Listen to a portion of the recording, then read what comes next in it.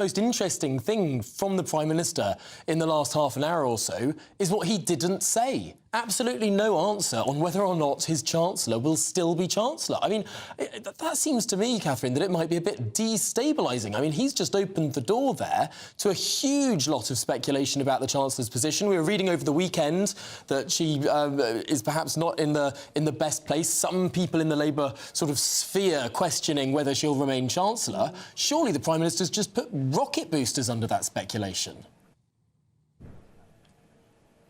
Well, yes, he has, hasn't he? And that speculation is already happening. I was struck last week watching Prime Minister's questions that Rachel Reeves looked really very tired, quite drawn, like she had the weight of the world on her shoulders. And they have been a unit, haven't they? The Prime Minister and Rachel Reeves over the last couple of years. He's been very happy to sort of subcontract all matters financial to her. She did a lot of wooing of businesses. There was a lot of enthusiasm about the changes that a Labour government could make. But those tax rises, particularly to national insurance, businesses are having a rethink. Many of them are very disappointed. There is speculation that potentially down the line, I'm not saying it's going to happen straight away, but that she could be replaced, possibly by somebody like Pat McFadden. We'll have to wait and see, but certainly there's a huge amount of pressure on Rachel Reeves and, you know, for a government that said they were going to bring growth. OK, that's very, very difficult. We've not had much growth in the economy for, well, really since the financial crisis. Let's face it, growth takes time. But at the moment, there's precious little sign of any growth on the horizon. Yes, Catherine, do you sense there's a little bit of panic within the cabinet around growth? We heard Keir Starmer reiterate again that growth is how his government should be judged, and it's flatlining. Well, yes, exactly. And especially because the economy was growing when they came to power. I remember a few months before the election, somebody saying it was going gangbusters. Growth has been pretty anemic, I would say, since the financial crisis under the Conservatives. But certainly it is going in the wrong direction. Now, of course, we've had Liz Truss coming out saying cease and desist to the Prime Minister. None of this is very helpful. Growth is difficult, but they do need to show results sooner rather than later, because look at the polls. They are plunging in the polls. And of course, yes, they've got plenty of time to turn this around, but very often people make up their minds. A lot of businesses at the moment are saying, well, because of those national insurance rises, because the threshold at which you pay national insurance has risen, we can't afford to hire more people. We're looking back at scaling back investment. So this is really a very, very difficult start to the year for a government that would dearly like to get off on the front foot, to get a bit of positivity, to get a bit of optimism. They perhaps overdid the doom and gloom last year, but it doesn't feel terribly optimistic at the moment either, does it? Well, Catherine Forster, thank you very much. Live from Westminster, reaction there to the Prime Minister's big AI speech to kick off the week. Yes, indeed. So for more on this, let's speak to Director of Popular Conservatives, Mark Littlewood. Mark, seemingly the Prime Minister made the decision to make this big speech on AI, an emphasis on how it will be good for growth. But over the weekend and today, we've had more troubling economic news. Also, a source close to the Treasury briefing the papers that Rachel Reeves is depressed and that she doesn't know which way to go. She doesn't know what to do. She hasn't got any easy decisions to make. It's a little bit of a mess, Mark. What should she do? Well, I don't blame her for being depressed, Emily, and I'm not sure the Prime Minister's speech would have done a great deal to lift her spirits, especially not sort of backing her as being Chancellor right the way through to the general election. Of course, where I disagree with Catherine on growth, I don't think it's difficult to get growth. You just need the political will. As former President Ronald Reagan used to say, there are no easy solutions, but there are simple solutions. And if you want growth in the economy, you need to dampen down government expenditure. You don't want the state crowding out all activity. You can therefore get taxes down in line with that.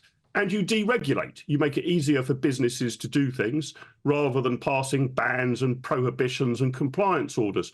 Well, the government seems to be willing the end of growth. They keep going on about it, but they don't seem to be willing any of the means of growth. And I suspect that Rachel Reeves, or if she is replaced, any future Chancellor, is going to have to start by finding some big, big savings in government expenditure, possibly as much as 100 billion a year.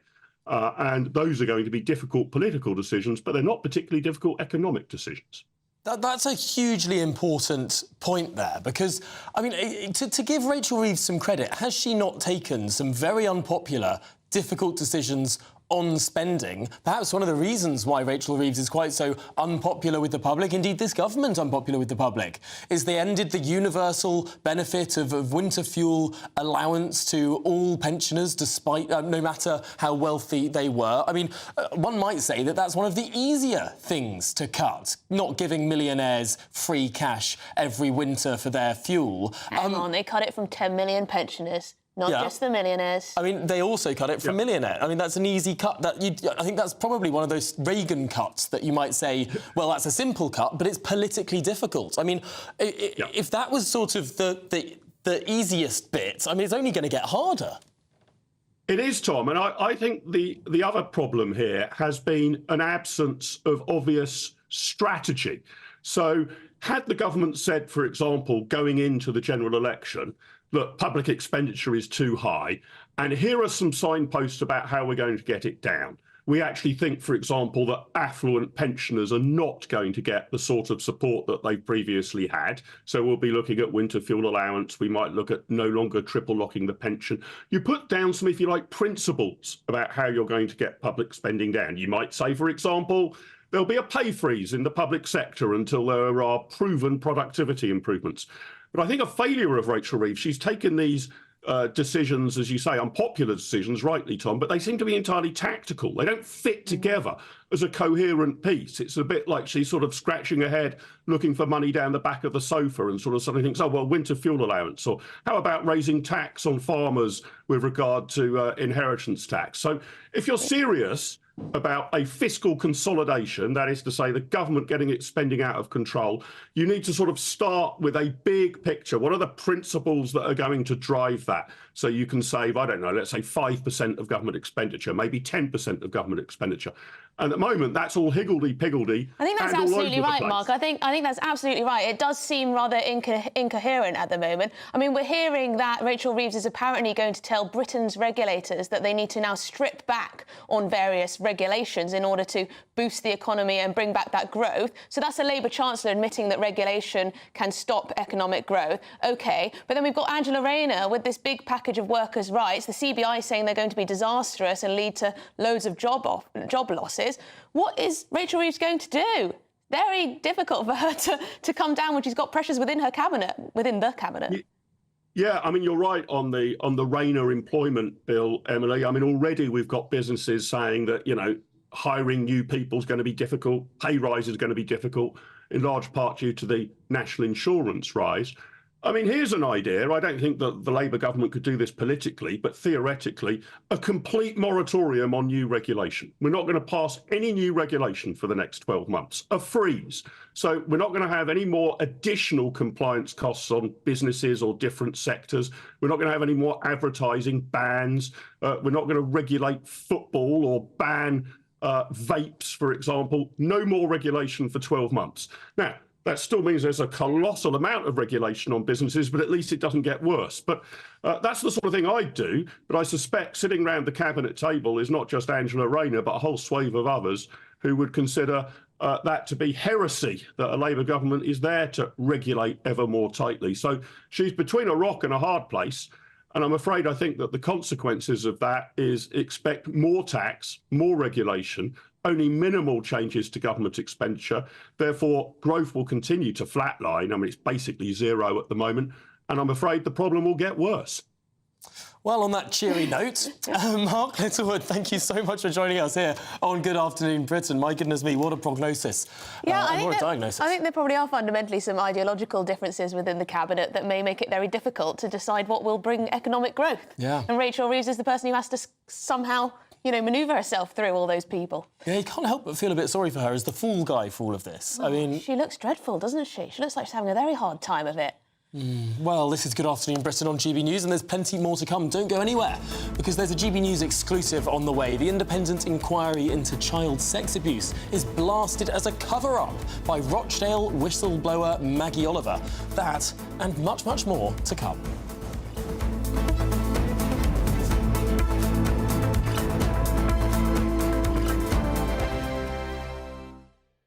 If you want your news to be straight talking, this is a nightmare for the Conservatives again. down to earth, It's not just Nottingham where this is happening, is it? and most importantly, honest, Hard-working, middle-class taxpayers, they'll get their book thrown at them. then catch me, Martin Daubney, Monday to Friday, 3 till 6 p.m. on GB News, Britain's news channel. Join me, Nana Akweer, for an informative, interactive news programme with a difference. It's fun.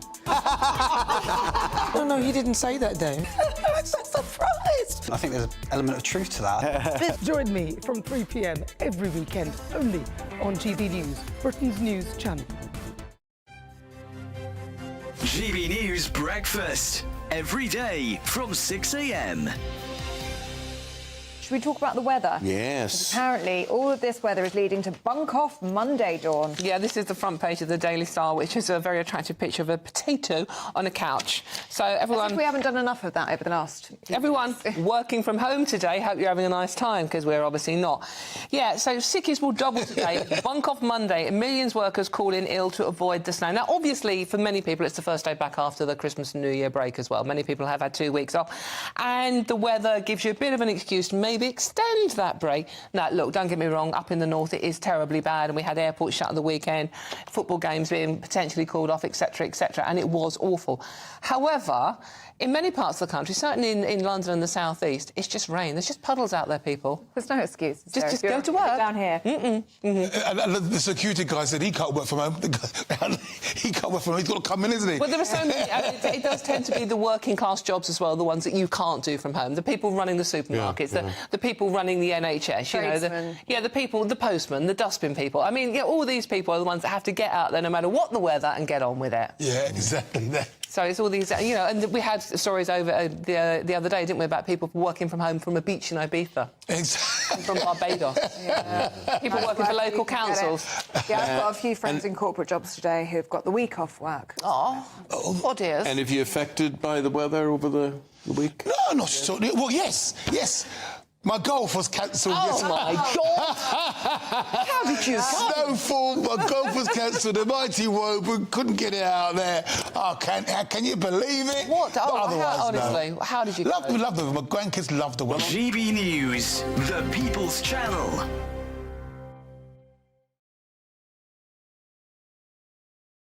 We're proud to be GB News, the People's Channel. And as you know, we always love to hear your views. Now, there's a new way of getting in touch with us at gbnews.com/your say. By commenting, you can be part of a live conversation and join our GB News community. You can even talk to me, Bev Turner, or any of the members of the GB News family.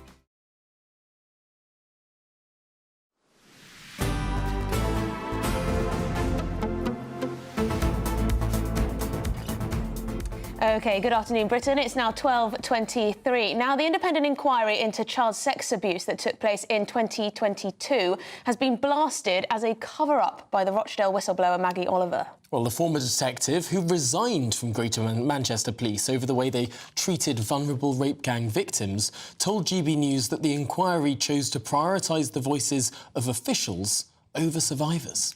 Oh, dear. Well, GB News national and investigations reporter Charlie Peters joins us now. Charlie, thank you very much. Tell us more.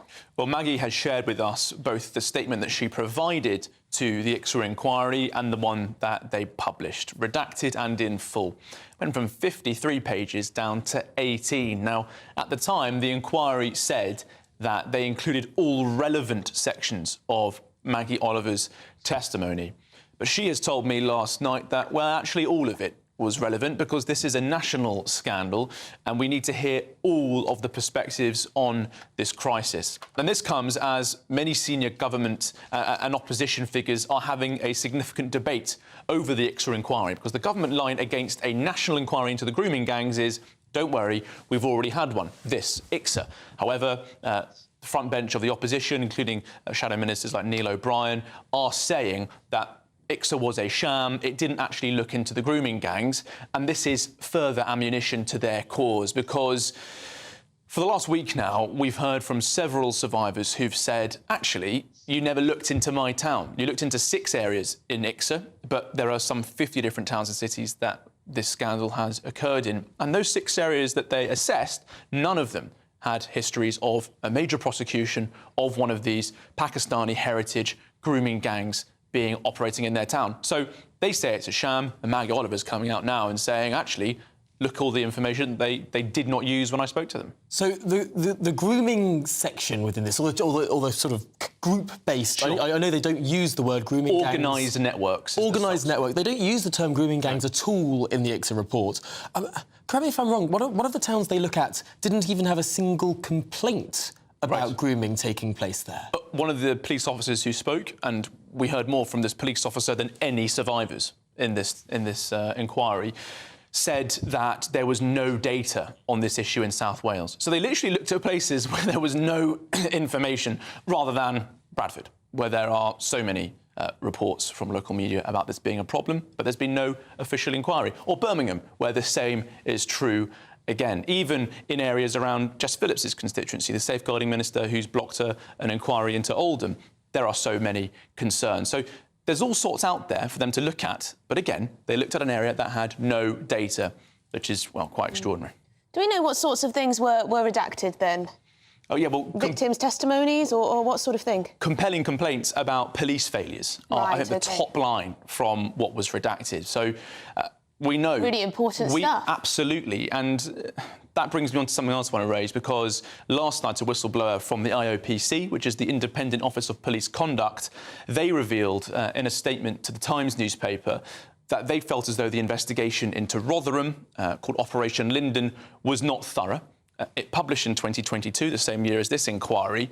0 police officers were fired over it. 6 were found to have suffered any penalties, but the sternest punishment that was delivered to a police officer was a written warning. And that's after such failures as seeing abusers with girls in cars and moving them along, telling a father of a girl who'd been abused by a gang that it was for her own good, it might teach her a lesson, and other such appalling atrocities. The police were atrocious in this period, but the IOPC, according to this whistleblower coming straight from the office, the independent office, is saying that they didn't look into that. And what's more, and this ties into what Maggie's telling us about Rochdale in Greater Manchester, they were told to look away from senior officers. They were directed to go down and not up. That is really compelling information, and I think there'll be further evidence coming out this week on this issue that will expose, even more so, how insufficiently we've investigated public officials in this crisis. So, in some ways, this is a whitewash rather than an inquiry. An inquiry that looked into places that didn't have any reports of grooming at all, like South Wales, that was told to steer clear of some of the most senior police officers who dealt with all of this information, and that prioritised officials' voices over the voices of victims. I mean, it's fairly astonishing that the government keeps holding up this document as if it is a thorough inquiry into grooming gangs. I mean, looking at all the evidence, it just isn't. Yes, and I've been trying to say this for years, but it's finally cottoned on, as it were, with opposition MPs now realising it. There are a lot of questions for the Tories here as well, Tom and Emily, because they were in power for the 7 years that ICSA was investigating this scandal. When the lawyer stood up, the barrister Henrietta Hill, the lead counsel for the inquiry, stood up on the first day on this section on organised networks and said, we don't think it would be appropriate to look at the towns where we've known this to be a problem. We want to look at new areas. The Tories, many survivors and campaigners say they should have been straight onto that and directing ICSA back towards the real problem. Why did the MPs in the towns where this has been a problem not get involved? It wasn't exactly hidden. This all happened in open. There was a public hearing. It was written about at the time. It was September 2020. Everyone was there to see what was going on, but the government and the Tories failed to redirect this inquiry towards the grooming gangs. OK, well, Charlie Peters, thank you very much for letting us know all of that. Rather worrying, to say the least, but it's great to get it out in the open. A spokesperson for the Independent Office of Police Conduct has said every one of the 91 investigations within Operation Linden was carried out thoroughly and all lines of inquiry explored by up to 50 IOPC staff. They continue throughout the 7-year investigation, the second largest in our history. Our priority was the welfare of the survivors, who showed incredible bravery in coming forward. We identified systemic issues, including failures in leadership, lack of professional curiosity, cultural issues and gaps in skills and training. Where individual failings were identified, they were addressed. And a government spokesperson for the Home Office issued the following statement. No child should ever suffer sexual abuse or exploitation, and it is paramount we do more to protect vulnerable children, which is why we are working at pace across government to drive forward real action. Well, there we are. This is Good Afternoon Britain on GB News, and don't go anywhere. There's plenty more to come. Indeed, we're going to be over in LA, where the destruction and devastation is so apparent. Firefighters brace for the return now of fierce winds in the next 24 hours, which could be strong enough to cause explosive fire growth once again across Southern California. Here's your headlines.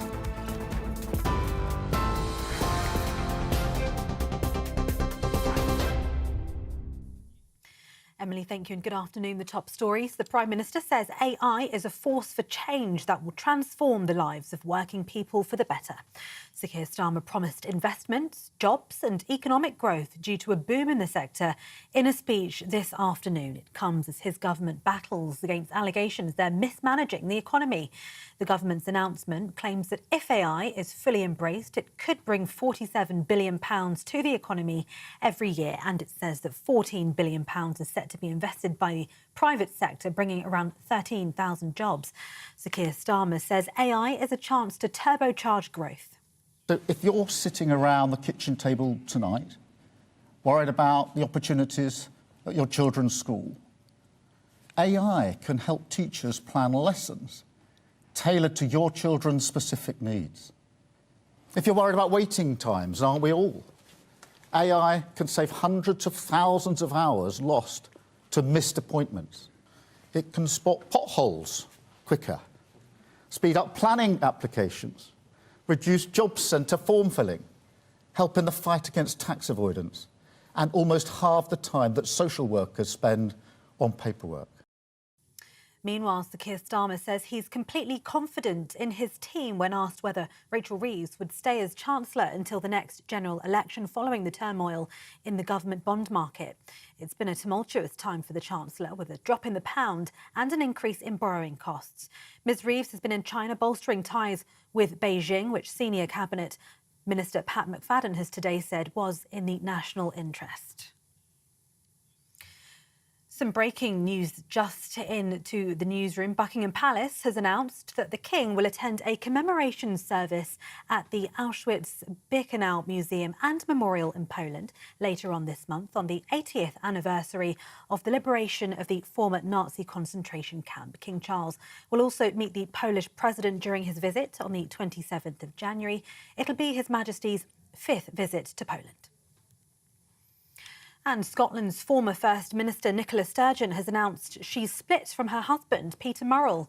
Ms Sturgeon and Mr Murrell met via the SNP and first became a couple in 2003. They later married in July 2010 in Glasgow. In a statement posted on Instagram, she wrote, "With a heavy heart, I am confirming that Peter and I have decided to end our marriage." Ms Sturgeon unexpectedly announced she was stepping down as Scotland's First Minister and SNP leader in February 2023 after taking over from Alex Salmond following the independence referendum in 2014. Those are the latest GB News headlines. For now, more from me in half an hour.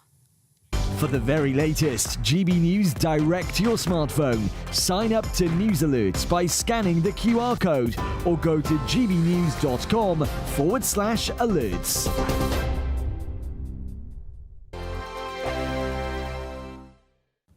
Hello. very good day to you. Here's your latest GB News weather update, brought to you by the Met Office. Whilst many parts, particularly across central and southern areas, it is going to be largely bright and quite calm today, there is some more unsettled weather further north. We do have a couple of fronts lying across the country at the moment. They're going to merge together, and so we are going to see a fair bit of rain, but mainly towards northern and western parts. Here, particularly over western parts of Scotland and later into Cumbria, we could see rainfall totals building up a little bit, and when you add that to some thawing lying snow, we could see some localised issues, but the rain not especially heavy. And like I said, towards the south staying largely dry, but here it is still going to be quite chilly, whilst temperatures further north markedly milder than normal for the time of year. Now, as we go through towards this evening, we are staying fairly wet across parts of Scotland, northern England and Northern Ireland. And here there will be some strong winds around as well. Nothing that should cause too many problems, but some strong gusts possible. And so a bit of a cloudy, damp, windy end to the day across many parts of, yes, Scotland, Northern Ireland and northwest England in particular. Across parts of Wales into the Midlands, a bit more cloud pushing its way through. Some clearer skies, though, across more southern parts of England. Here, where we stick with the clearer skies overnight, particularly towards the south of the M4, there's a chance of some frost, even some fog or freezing fog patches developing overnight. Elsewhere, and a fairly cloudy story, some clear skies in the north, but that front pushing its way southwards brings some outbreaks of drizzly rain for central parts. With that then, staying milder away from the far south.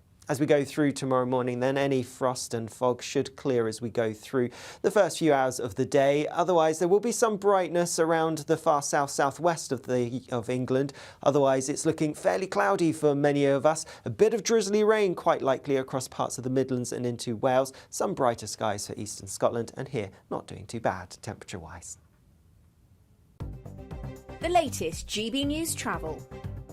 Good morning, I'm Russell Holding. On the M61 in Greater Manchester, two lanes are closed southbound between junctions 4 and 3 from the A6 at Farnworth to the Kersley Spur to clear an oil spill left from a shed load yesterday. There are long delays as a result. In Shropshire, the A5 is closed westbound from the A54 at Wellington to the A49 at Preston Island after an accident causing delays. In Powys, the A458 is closed each way along Berriow Street in Welshpool for an investigation. In Cambridgeshire on the A14, there's a lane closed westbound at junction 34 at Fen Ditton after an accident. The queues from junction 35 at Stoke-on-Quoy near Cambridge. In Hertfordshire, the A41 is closed northbound around the Tring bypass for emergency repairs, and the M20 in Kent is closed eastbound between junctions 8 and 9 from Leeds Castle Maidstone to Ashford for emergency repairs after a lorry hit a bridge in the early hours of this morning, causing long delays. You can stay up to date throughout the day by visiting our website gbnews.com.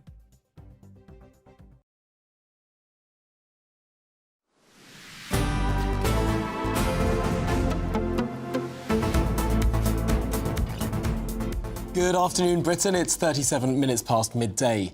Now, two Just Stop Oil protesters have sprayed paint on Charles Darwin's grave at Westminster Abbey. Yeah, the activists decided to cover the memorial using orange paint with a message that said 1.5 is dead. Well, the message referred to reports last week that 2024 was the hottest year on record and the first to breach a key global warming threshold of 1.5 degrees above pre-industrial temperatures. But, my goodness me, Charles Darwin.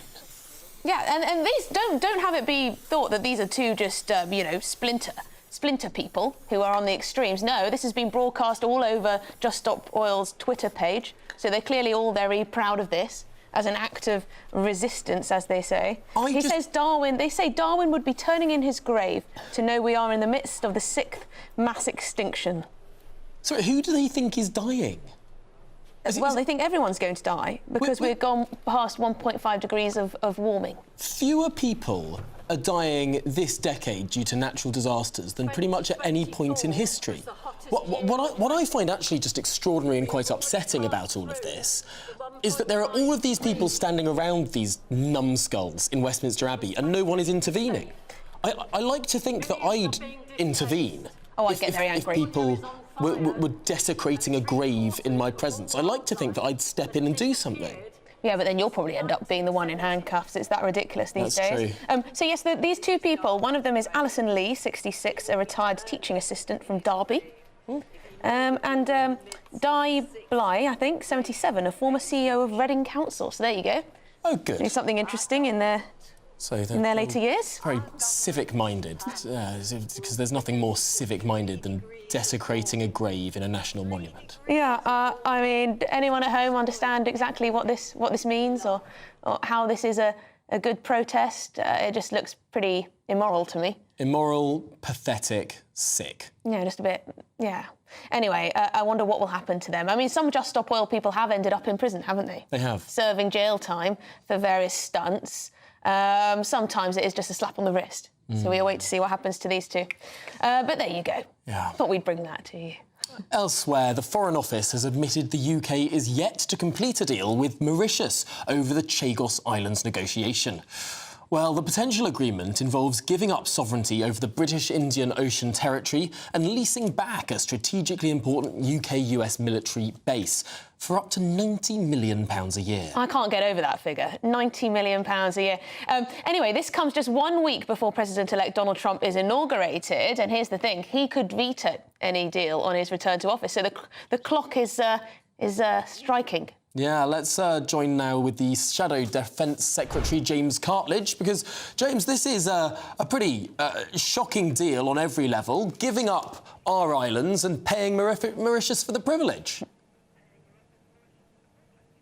Tom, I totally agree. Thank you for having me on your show. I think this is an incredibly important issue. If you look at the weekend media coverage, right, we had two stories. On the one hand, confirmation, as you say, that the government is rushing through a deal on Chagos where we will have to pay up to £9 billion to lease back a military base that we currently own freehold.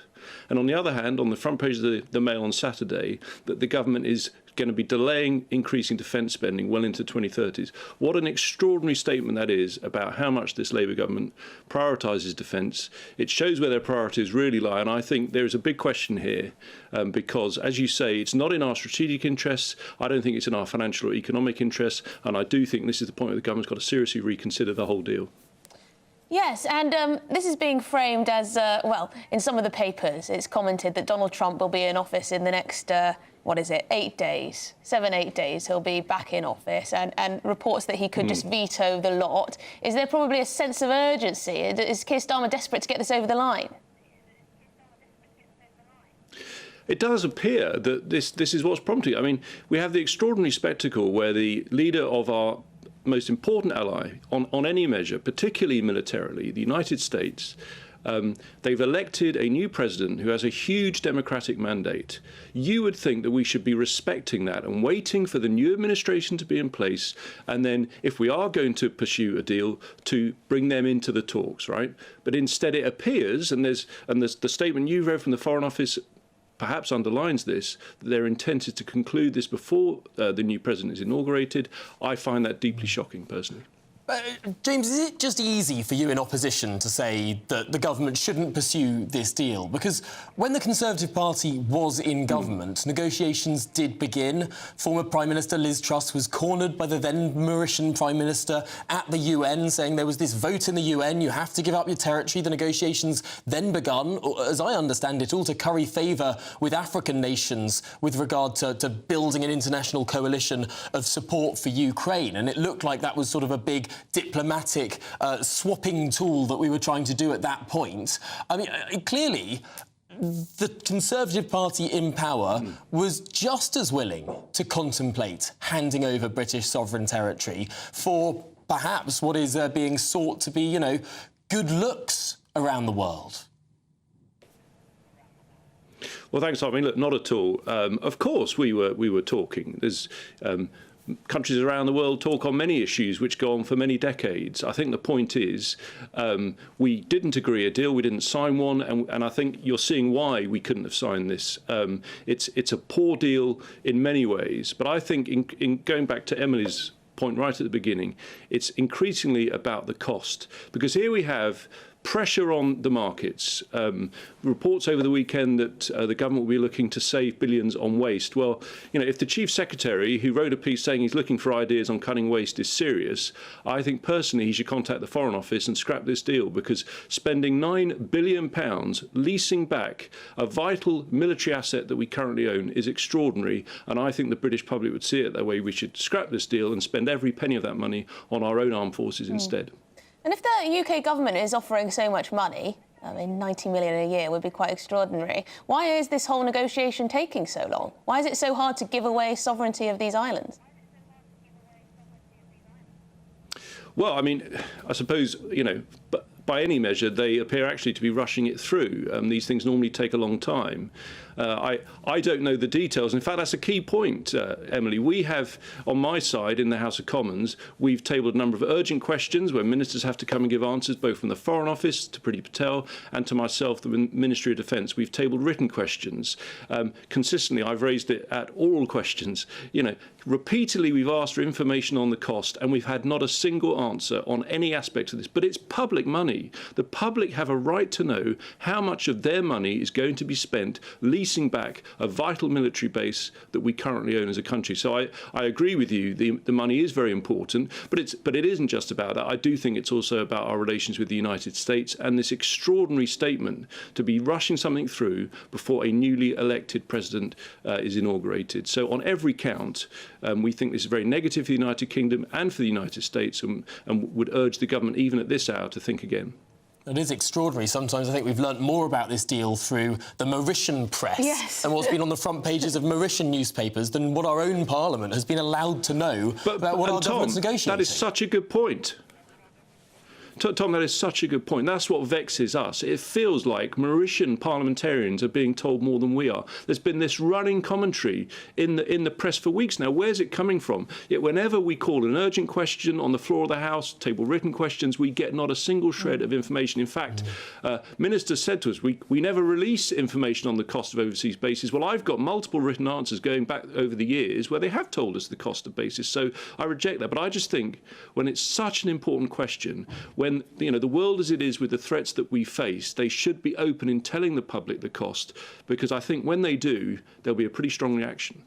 Well, thank you very much indeed, James Cartledge, Shadow Defence Secretary. Fantastic to have you on the show. I mean, I'm just reading this article here, which is saying that apparently Mauritius is in no rush to secure this deal. They want more money. It's insufficient as it is. Mauritius has the upper hand over us now. I mean, it is ridiculous.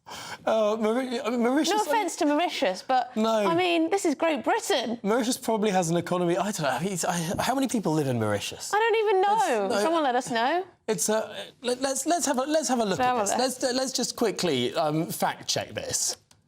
1.2 million. It's got a population of 1.2 million people. So we are being held to ransom. The United Kingdom of Great Britain and Northern Ireland, His Britannic Majesty's government is being held to ransom by a East African country, an island nation of 1.6 million people. They've got the upper hand over us. It does seem that way. In negotiations. We're desperately tripping over ourselves to give them some of the most strategically important territory in the world.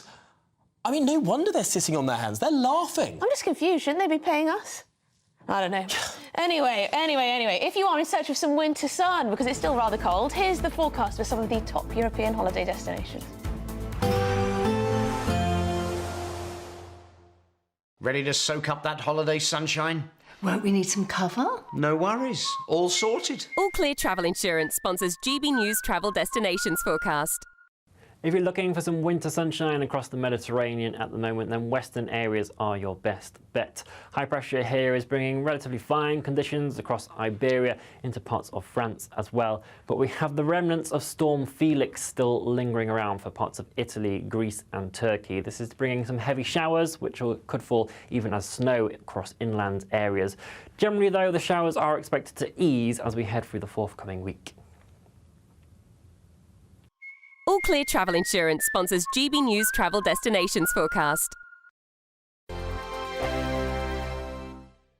Sunday with Michael Portillo from 11, only on GB News. With the dawn of the new year come new opportunities for the stage. Stefan Kyriazis joins us now to share how he started 2025. We've got Sigourney Weaver, Hollywood star, coming in as Prospero in The Tempest. It's an experience. Sigourney Weaver has got this kind of patrician presence. She's always on stage, sat watching or stalking the area. but she doesn't quite get the Shakespearean rhythms for me. We've got more trauma for you, and we've got a little clip to run first. Cat on a hot tin roof. I don't know how people's Christmases were with their families, but this is a very unhappy family, so you can feel good about your family, whatever they're like.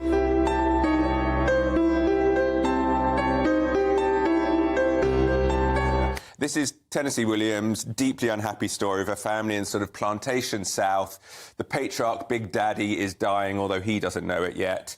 Everyone is manoeuvring around him.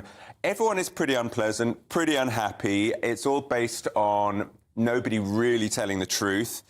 Everyone's suppressing things. Got one more thing for us? We do, and suddenly sunshine, life, joy. It's Nutcracker, but in Havana. Which is from Carlos Acosta. It's a very Cuban feel. And again, we've got a lovely little clip to cheer us all up. Good. That.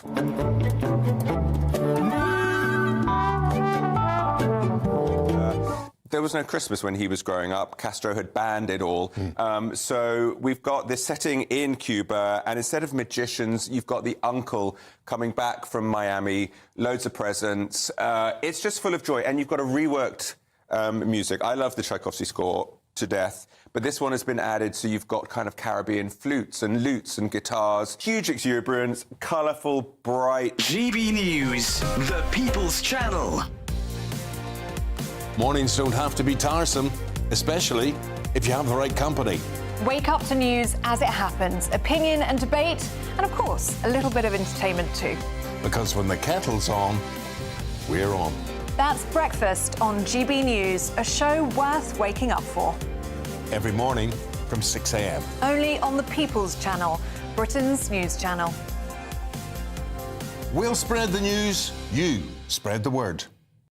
It's Patrick Christie's Tonight, and here we do things differently. It's explaining the absolute madness of this, doesn't it? It's explosive. I mean, this is very good. It's lively. 850. Your government sat there short and it did nothing. It's controversial. And the Middle East has been in turmoil since before I was born. It's everything you need to kickstart your evening. Everyone's had their Weetabix tonight. I love to see it. That's Patrick Christie's Tonight, weeknights from 9 p.m.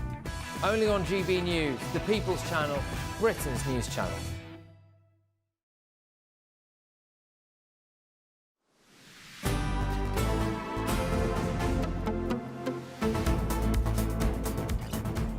Good afternoon, Britain. It's just gone 10 to 1. Now, a specialist tribunal has ruled that a foreign rapist who claimed he didn't know it was wrong to have sex with a sleeping woman can't be deported because he's bisexual. Clown world, isn't it? The man was due to be deported after being released from prison in 2021, but he challenged the decision on the grounds that he would be targeted by violent gangs due to his sexuality if he were to return to Jamaica. Well, let's get the thoughts of the barrister Paul Turner on this one. Paul, the Home Office tried to deport this guy. He's clearly a menace to society, but we simply can't get him out of the country. What's going on? No, looking at this today, it is very disturbing, and I'm sure people will be very troubled by this. The reason why he cannot be removed is a combination of factors. The first is, and this is again a topic of some interest, the European Convention on Human Rights, Article 3 in particular. This is an absolute right. So if an individual says, I would be at risk of harm or torture if removed to a country, the UK is prohibited from removing the individual. This is completely independent of what the individual does in the United Kingdom. Now, the second part of this is the fact that there is a problem, a recognised problem, with homophobia in Jamaica. It's both with gay men and lesbians. They are targeted for whatever reason, and it's deplorable, but there is a real risk to them. So if he'd come here as a visitor or a tourist and then decided that he couldn't go back because of his fear based on his sexuality, people might not be so troubled. The issue, and I looked into the report on this case, the Home Office said that he'd only dated women while in the United Kingdom. And one has to respect the decision of the court in this case, but there will be a suspicion that he has added on a sexuality claim, knowing full well that if it was accepted by the tribunal, he would be safe from being removed to Jamaica.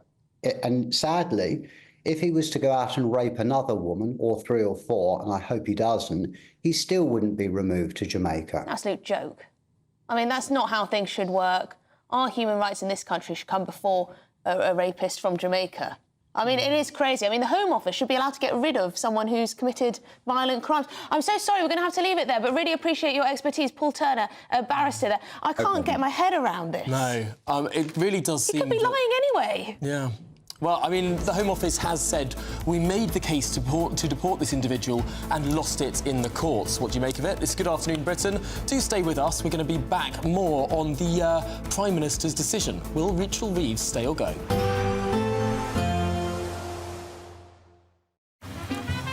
Despite the morning rain, it'll be a nice, warm, cosy day ahead. Boxed heat pumps, sponsors of weather on GB News. Hello again. Here's your latest Met Office weather update for GB News. In a slight change to the norm through much of this week, the mildest weather will be across northern parts. Further south, a greater risk of some fog and some frost. And whilst it is going to be largely dry, currently we do have a couple of fronts lying across the UK, and these are bringing some outbreaks of rain. The outbreaks of rain gradually pushing their way southwards as we go through the rest of today and overnight, and breaking up as they go. And so it's just going to be a bit damp, some drizzly rain most likely across central parts through much of the night. To the south of this, there will be some clear skies around, and as a result, we are going to see temperatures dropping here to around, if not below freezing, so some frost, some fog, some freezing fog patches possible first thing tomorrow morning, but much milder further north. As we go through tomorrow morning then, and starting across northern parts, it is going to be largely dry across parts of Scotland. Still some blustery winds, but the winds slightly lighter than they have been through today, and some brighter skies, particularly towards eastern parts, to the lee of the high ground, with those winds coming in from the west. A similar story for Northern Ireland, quite a bit of cloud, some brighter breaks towards the east. A damp, cloudy start across parts of northern central England and into Wales as well. And like I said, some frost, some fog and freezing fog patches to watch out for in the far south. As we go through the day tomorrow, we are going to have the best of the sunshine across south-southwest England and also eastern parts of Scotland, perhaps northeast England. Otherwise, it's looking fairly cloudy, and where the clouds thick enough, there will be some drizzly rain, particularly across central parts of the UK. Temperatures, well, a little bit above average for the time of year, especially towards the north, a little bit chillier further south. Little change as we go through tomorrow evening, staying pretty cloudy for many of us, but it is going to be largely dry, just some drizzly rain here and there. Cloudy thing continuing, particularly towards the southeast as we go through much of this week, sunnier towards the northwest, but notice our temperatures are dropping for some of us as well. There will be a light breeze in the morning, leading to a warm front. Boxed heat pumps, sponsors of weather on GB News. Don't miss your chance to win our biggest cash prize ever. An incredible £50,000. That's tax-free cash to spend on anything you like this year. What would you spend it on? £50,000 could buy those treats you've always dreamed of having. And just one entry into the Great British Giveaway really could make £50,000 cash all yours. For another chance to win, text cash to 63232. One entry costs £2 plus one standard network rate message. Or text bonus to 63232. 5 entries cost £5 plus one standard network rate message. Go to gbnews.com/win. Entries start from just £2. You can call 0903 681 3232. Calls cost £2 plus your network access charge. Or post your name and number to GB10 PO Box 8690 Derby DE1 9TT. UK only. Entrance must be 18 or over. Lines close at 6 p.m. on the 31st of January. Please check the closing time if listening or watching on demand. Good luck. GB News Breakfast. Every day from 6 a.m. TikTok chefs, Instagram chefs, that they put children off or young people off of cooking because it's so expertly done they can't do it. No, my young lad, he's 17, he is amazing in the kitchen. Oh, he is. He's amazing in the kitchen. And he gets it all off TikTok. He comes down, he can put burgers, wraps, stews, curries, sauces, and the smells in the kitchen. I said, where'd you get these? Oh, just TikTok, I'm trying it out. And it's just amazing the things that he can conjure up. So for some people, it might be... it's an inspiration for him. So they're saying that it's intimidation. For my boy, it's an inspiration. They say it's entertainment. For my boy, it's an infomercial. I watch him doing his stuff. At that stage, I could do baked beans on toast and knock up a salad. That was it. But my boy can do all sorts of stuff. It makes it accessible as well, doesn't it? Because lots of people say, like, you need an education to be in the kitchen, or you need to go find yourself loads of cookbooks. But you don't. No. You go on your phone now. Well, I mean, like, all the spices, sesame oil. I mean, I'm amazed at the stuff that he does. So it's encouraging. All you just need is a kitchen, well-stocked, and have a go. And understand that failure is actually the route to learning. I mean, he's made mistakes, he's stuck stuff in the bin, but that young man, I am amazed at some of the stuff he does. I don't mind cooking at all. It's cleaning up that I have the problem with. Dawn, let's talk about sex. Can I just say there are things called restaurants, by the way? Just put that one. My hell, I don't even know where the kitchen is. OK. GB News, the People's Channel.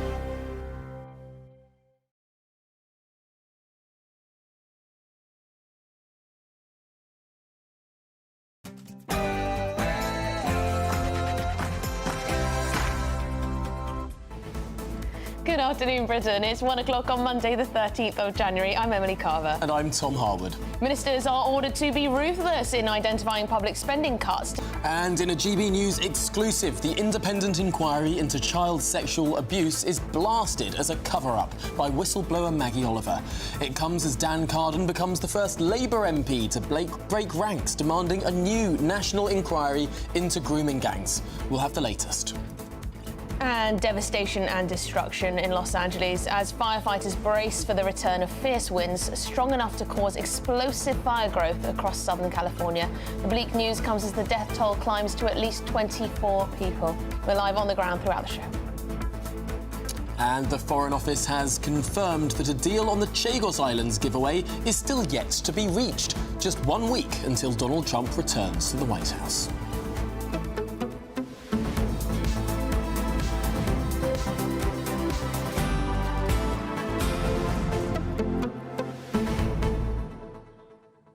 Interesting that Keir Starmer didn't just say to Christopher Hope, our political editor, of course, that, of course, Rachel Reeves will be in post by the time of the next election. Doesn't matter if things change along the way. He could have just said that, couldn't he? Yeah, although perhaps then he'd look a little silly if things did change. But things change, you know? You know, show that confidence in her now. If there's one man that knows he can go back on a promise, it's Keir Starmer. Oh, goodness me. But that's enough about his 10 pledges of his leadership campaign, famously. I think the interesting point here is that it wasn't so long ago that Keir Starmer said very confidently he would keep David Lammy for the whole Parliament. So if he's happy to say that about Foreign Secretary David Lammy, but not happy to say that about Chancellor Rachel Reeves, does that tell us something? And Pat McFadden, who's been... people think that he could be the next Chancellor if Rachel Reeves does go. He's said to the papers or said to the media that she will be there come the autumn. So he's backing her till the autumn. Until the autumn, so just so she can do her next budget and then sail off into the sunset. Yeah, so, I mean, if these reports are true, that she's feeling depressed and does not know which way to turn with the spending cuts or the tax rises or how on earth are we going to get some growth, I don't know who she's going to be asking for advice. It's a tricky one. It's a tricky one, but you'd think that there are some signs that she is willing to be ruthless. She certainly has been with regard to the winter fuel allowance. Could the pensions triple lock be next? There's a lot of other areas that Rachel Reeves could find huge food savings in, but lose what little popularity she had left, likely, in the process. Well, let us know your thoughts. gbnews.com/your say. We will be speaking to Christopher Hope, who asked that question to the Prime Minister after your headlines with Tatiana.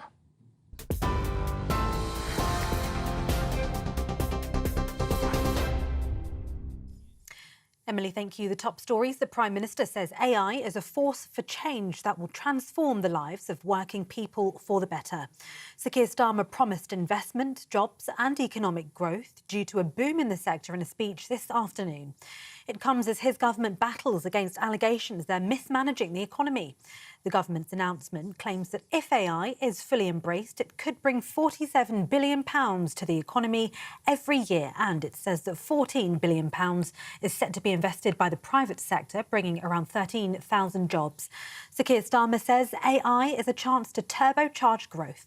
So if you're sitting around the kitchen table tonight, worried about the opportunities at your children's school, AI can help teachers plan lessons tailored to your children's specific needs. If you're worried about waiting times, aren't we all? AI can save hundreds of thousands of hours lost to missed appointments. It can spot potholes quicker, speed up planning applications, reduce job centre form filling, help in the fight against tax avoidance, and almost halve the time that social workers spend on paperwork. Meanwhile, Sir Keir Starmer says he's completely confident in his team when asked whether Rachel Reeves would stay as Chancellor until the next election following the turmoil in the government bond market. It's been a tumultuous time for the Chancellor, with a drop in the pound and an increase in borrowing costs. Ms Reeves has been in China bolstering ties with Beijing, which Senior Cabinet Minister Pat McFadden has today said was in the national interest. We're in this mess, and it really is a mess, and there's more economic data out from businesses today showing that they're cutting back on hiring. Confidence, as we know, is in the floor, and the cost of borrowing, the gilt markets, are at a near 30-year high. So the difficult decisions should have been made when the Chancellor originally did her budget. And there's nothing that this government has done that's actually reformed the cost of government, which many of your viewers will know is not really delivering for British people. It's cosseting a lot of public sector employees. Those are the difficult decisions she should have made. And frankly, I don't think she's got any credibility. That was the Shadow Business Secretary Andrew Griffith speaking there. In other news, the independent inquiry into child sexual abuse has been blasted as a cover-up by Rochdale whistleblower Maggie Oliver, the former detective constable who resigned from Greater Manchester Police over the way they treated vulnerable grooming gang victims in Rochdale, told GB News that the inquiry chose to prioritise the voices of officials over survivors. Labour MP Dan Carden has become the latest MP to break ranks with Sir Keir Starmer to call for a grooming gangs inquiry. He's urging the Prime Minister to use the full power of the state to deliver justice, and the Home Office has issued the following statement: no child should ever suffer sexual abuse or exploitation, and it's paramount we do more to protect vulnerable children, which is why we are working at pace across government to drive forward real action. Scotland's former First Minister Nicola Sturgeon has announced she has split from her husband Peter Murrell. Ms Sturgeon and Mr Murrell met via the SNP and first became a couple in 2003. They later married in July 2010 in Glasgow. In a statement posted to Instagram stories, Ms Sturgeon wrote, "With a heavy heart, I am confirming that Peter and I have decided to end our marriage." Ms Sturgeon unexpectedly announced she was stepping down as Scotland's First Minister and SNP leader in February of 2023 after taking over from Alex Salmond following the independence referendum. At least 24 people have been killed and thousands evacuated as fires rage on in California. The LA County Medical Examiner also said at least another 16 people remain missing. Fierce winds are forecast to continue for the coming days, further fueling the fires. The largest inferno is currently just 13% contained. More than 100,000 people are under evacuation orders. Meanwhile, US President-elect Donald Trump has called politicians in California incompetent over their handling of the fires. And back home, temperatures are set to rise to double figures today as the country's bitter cold snap comes to an end. As temperatures move above 0 degrees, ice and snow will begin to melt. More than 30 flood alerts are in place across England and Scotland. Much of England and Wales will be between -1 and 3 degrees overnight, which is not as cold as recent nights. No, it's not. Those are the latest GB News headlines. For now, more from me in half an hour.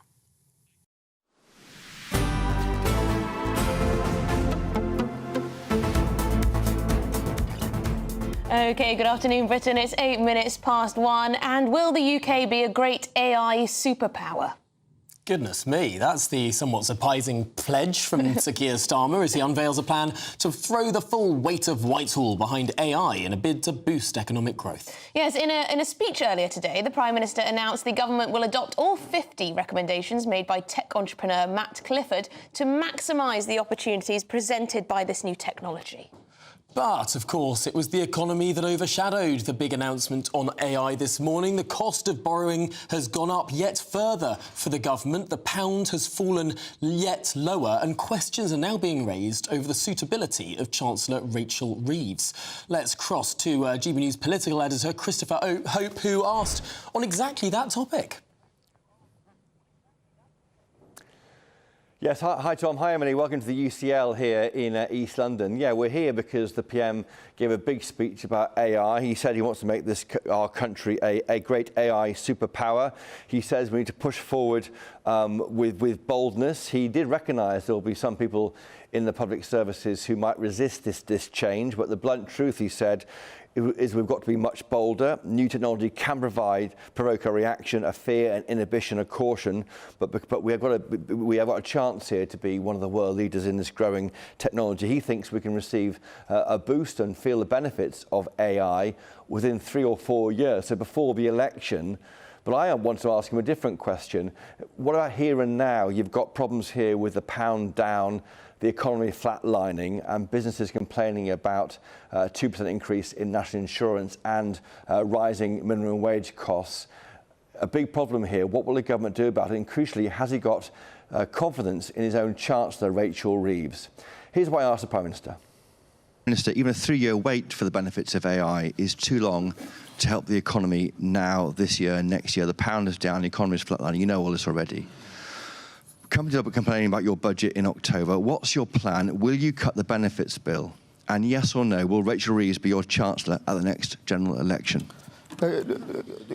Chris, look, I'll be really clear. We're going to stick to the fiscal rules. That is a very important thing that we've said throughout. We set out those fiscal rules very early on in the day because we knew that the missing ingredient in recent years has been economic stability. We're determined to bring about that economic stability, and that's why the fiscal rules are absolutely central to what we do.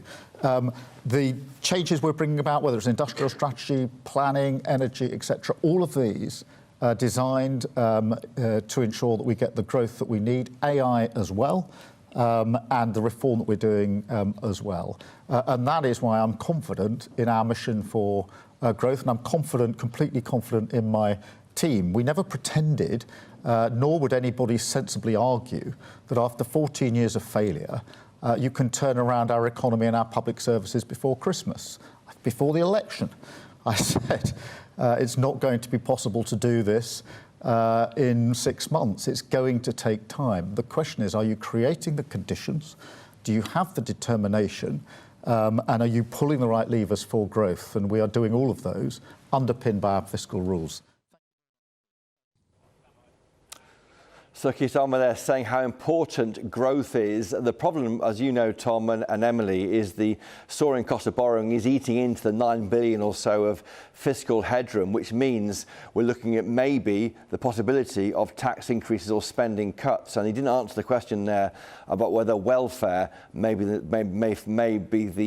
space, the spending in government, which will pay the price for this issue with the economy right now, later this year when they set the spending envelopes for the departments over the next 3 or 4 years.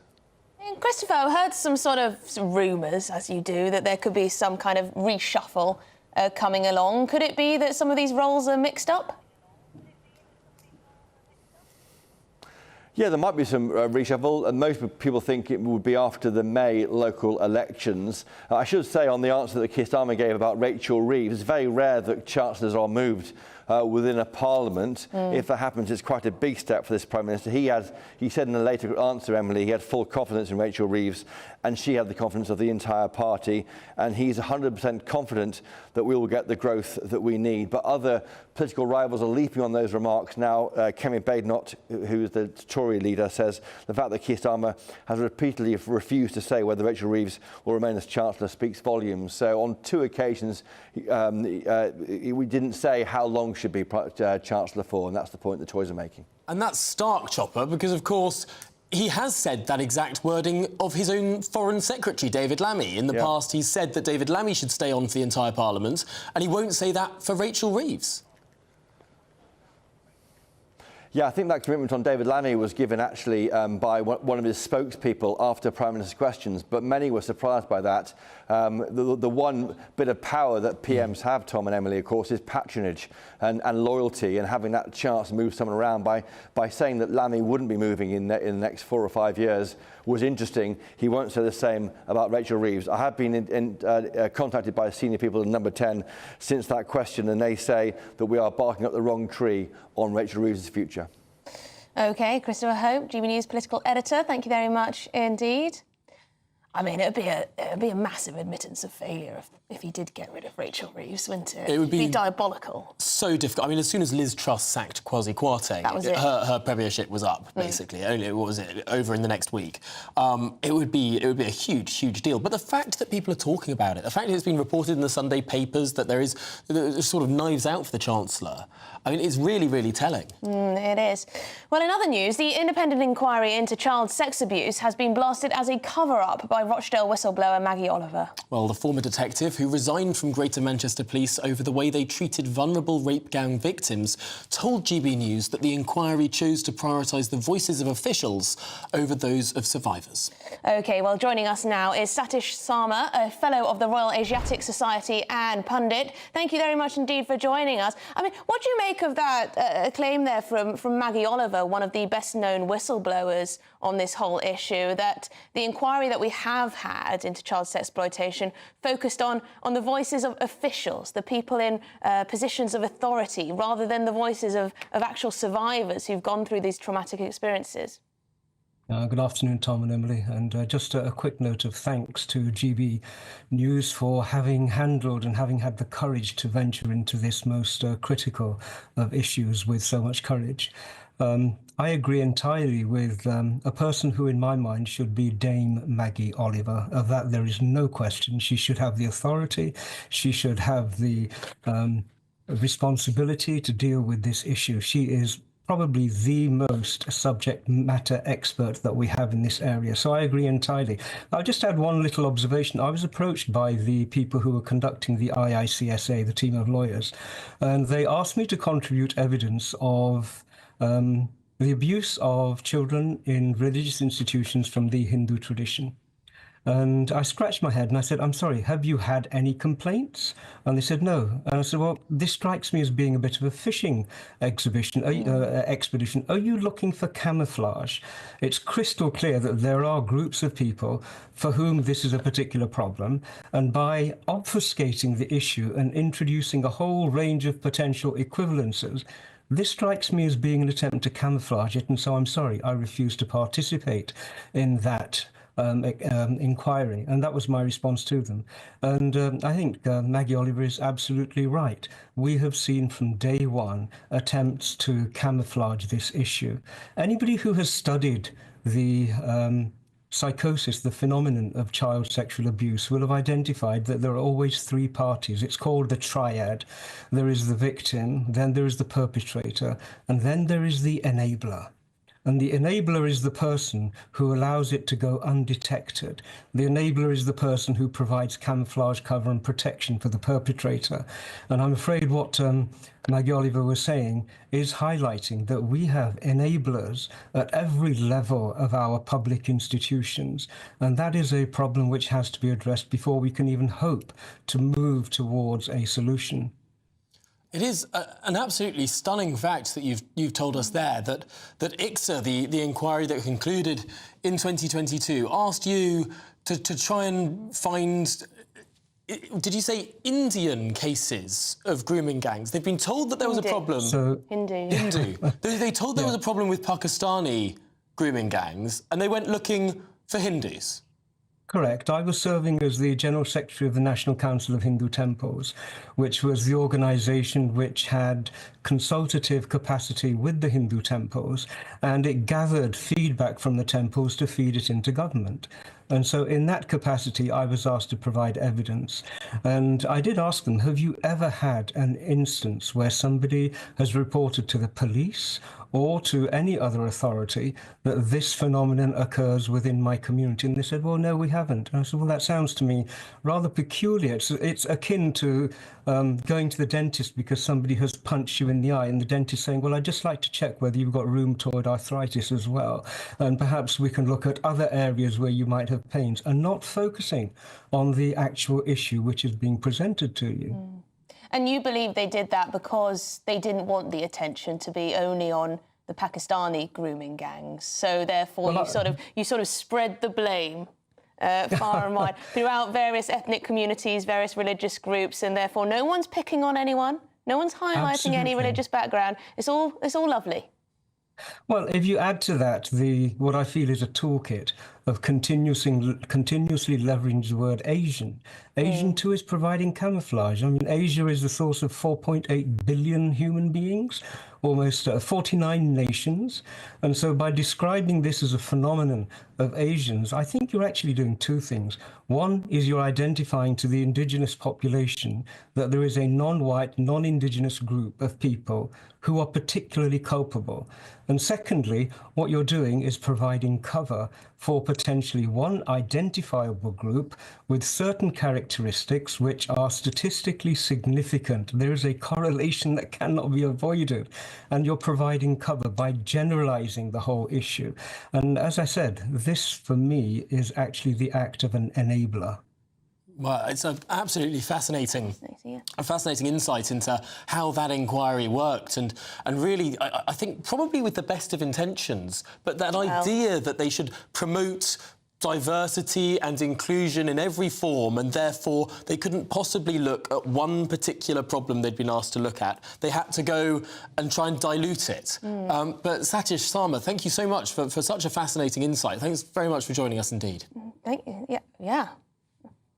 Just still digesting that, to be honest. Get in touch, let us know what you think, gbnews.com/your say. We do have a statement from the Independent Office of Police Conduct. They say every one of the 91 investigations within Operation Linden was carried out thoroughly and all lines of inquiry explored by up to 50 IOPC staff. They continue throughout the 7-year investigation, that the second largest in our history. Our priority was the welfare of the survivors, who showed incredible bravery in coming forward. We identified systemic issues, including failures in leadership, lack of professional curiosity, cultural issues and gaps in skills and training. Where individual failings were identified, they were addressed. Well, this is Good Afternoon Britain on GB News, and there's plenty more to come. Don't go anywhere, because the supermarket giant Morrisons have backed British farmers. Should other supermarkets follow suit? That's to come after this.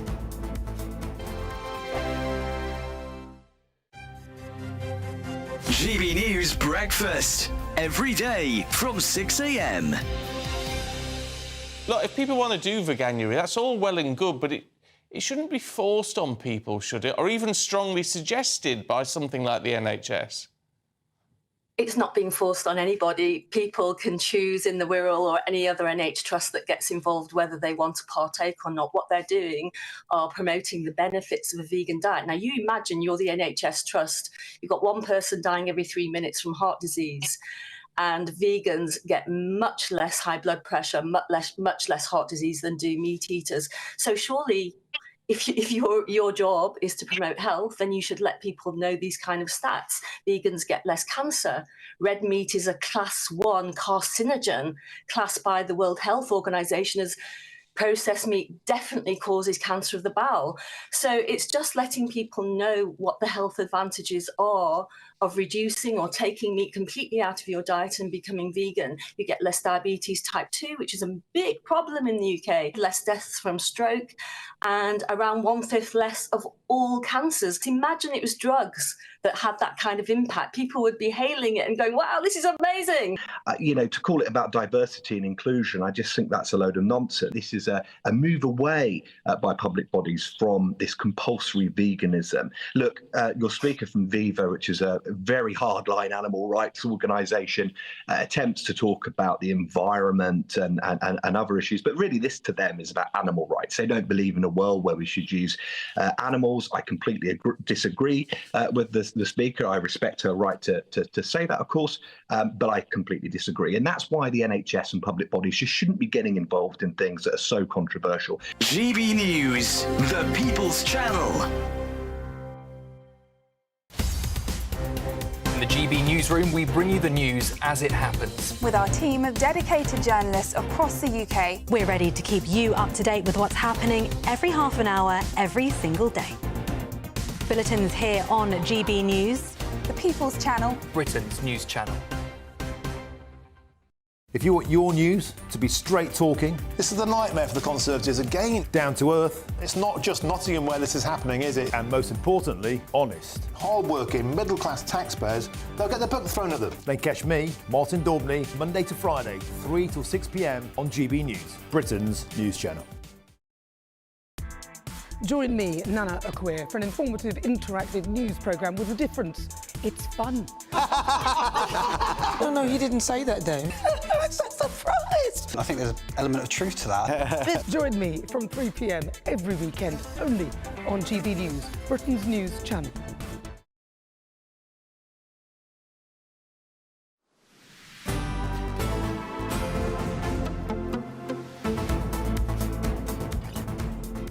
Good afternoon, Britain. It's 24 minutes past 1. Took a breath. Yes, as farmers continue to deal with Labour's implementation of what many are calling a crippling inheritance tax, members of the Ulster Farmers Union are meeting today to discuss the future potential and importance of UK farming and food production. Probably how to deal with the tax rises as well. Yeah, no doubt. Well, joining us from the annual lunch is Northern Ireland reporter Doogie Beattie. Doogie, what's going on? Well, you've actually brought me out between lunch, between courses, which really, I mean, I had a nice dinner on plan here. But yes, they're trying to look at how they can really settle this whole inheritance tax situation and the problems that it's bringing to farming right across the UK, not just in Northern Ireland.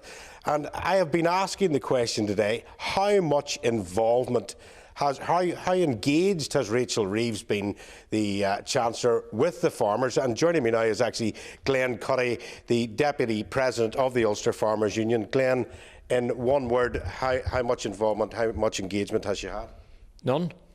We have talked, we have requested a lot of meetings with her through different ones, through Steve Reid, through our own First and Deputy First Ministers, through the Prime Minister, and she hasn't come to talk to us. But, I mean, if she doesn't come and talk to you, surely there will be a problem that will create a vacuum, that militancy will start in and amongst farmers. Well, we hope not. But, you know, if we're here, we want to talk to her. We want to try and resolve this problem. But they don't seem to. She wants to bury her head in the sand and not talk to us. But if this goes on, who is going to pay the bill for the inheritance tax? Well, ultimately, farmers is going to pay the bill. But are we willing to keep producing food? Do we see a point as where we are going to have to try and do we lose interest in producing food if we're going to be taxed all routes? We're not against paying tax, don't get me wrong, but this hadn't been here. This APR had been there because to make sure that farms stayed together and farms stayed in a structured way to produce food for the nation. Well, there you have it, Tom. There's actually been no engagement with Rachel Reeves, with the farmers' unions as such. There's a lot of Treasury engagement, but Reeves still refusing to meet them, and that may, of course, cause a vacuum. Another problem surfacing today in amongst the farming community here is, of course, that foot and mouth disease has been found in Germany. Northern Ireland is part of the EU because of the protocol and framework document. We feed millions of mouths in the UK. Will Northern Ireland be caught inside the EU legislation in around that, and will it stop food going from Northern Ireland to the rest of the UK? They're all things that's on discussion here today, and hopefully later on this afternoon we'll find out more about it. Well, pertinent questions and great stuff. Doogie Beattie, thanks very much for joining us. Yes, indeed. Well, a supermarket giant, Morrison's, has come out backing farmers protesting against Labour's inheritance tax raid. So let's speak to David Bean from the Countryside Alliance. David, I guess we want to know is Morrison's have come out and they've said they're backing the farmers with all this. Are other supermarkets going to follow? Well, I certainly hope so. It's excellent news for farmers and customers that one of the biggest supermarkets in the country has decided to come out and back farmers against Labour's iniquitous family farm tax. It would be great if other supermarkets were to follow suit, and we're going to have to watch and wait. And I think it's a reasonable question for customers to put to the supermarkets too, as to whether they intend to follow Morrison's lead on this. Interesting to see supermarkets aligning themselves with the farmers. Often we've seen this, but often, of course, farming groups have complained that the fiercely competitive market that we have in supermarkets have actually driven down the prices they pay to farmers. Is this a turnaround, or is this perhaps whitewashing from some of these big supermarket chains? Well, I wouldn't go so far as to call it whitewashing. I think that would perhaps be a little bit unfair. Clearly, there are issues that farmers have had with the supply chain, and the hope is that the groceries code adjudicator, although it's often suggested to be somewhat toothless, is going to be able to intervene to make the relationships between farmers and the supermarkets better over time. That's clearly something that that everybody ought to be supporting happening. I do think, though, that it is important for supermarkets, not only in their position as the major customers of farmers, but also as, if you like, thought and opinion leaders in society as a whole, to stand up on causes like this, particularly when they affect their customers and their suppliers so closely. Have supermarkets in general shown enough appreciation to our farming industry, though? I mean, as Tom says, there have been many disagreements, particularly over pricing. I mean, when it comes to milk, when it comes to fresh produce like meat or vegetables. I remember there was a story, well, I mean, everyone could see with their own eyes, in the run-up to Christmas, that vegetables were being sold for about 7p for a kilo of parsnips. I mean, perhaps there was just an excess of them, but that did seem a bit of a measly amount. Well, it is difficult, but of course we have to consider on the other side that there is a great interest on the part of consumers in having relatively cheap food. We know that the price of food in this country is subsidized to the point of being well below the value that it would be able to raise in a truly free market. But ultimately, there is a great deal of customer pressure to want to get the best deals on food, to shop around if that's what they need to do. And I think, you know, there's an extent to which we can't be surprised that supermarkets are responding accordingly. No, absolutely. I suppose we can all hope that on top of those pressures from supermarkets, pressures aren't piled on farmers more so from taxes from government. You'd think that sort of coming at it from both angles, you could find somewhere in the middle. But David Bean, thanks so much for joining us from the Countryside Alliance, Thank of course. you very much. OK, well, this is Good Afternoon Britain on GB News. We've got lots more coming up on today's show. Are you more likely to shop at Morrison's as a result of all this? Well, that's a good question. You know, are you? Would you if Tesco said the same, or Waitrose, wherever you shop? Anyway, the BBC TV licence fee could be scrapped by the end of 2027 and swapped for tax under plans being considered by Culture Secretary Lisa Nandy. Would this make things any better?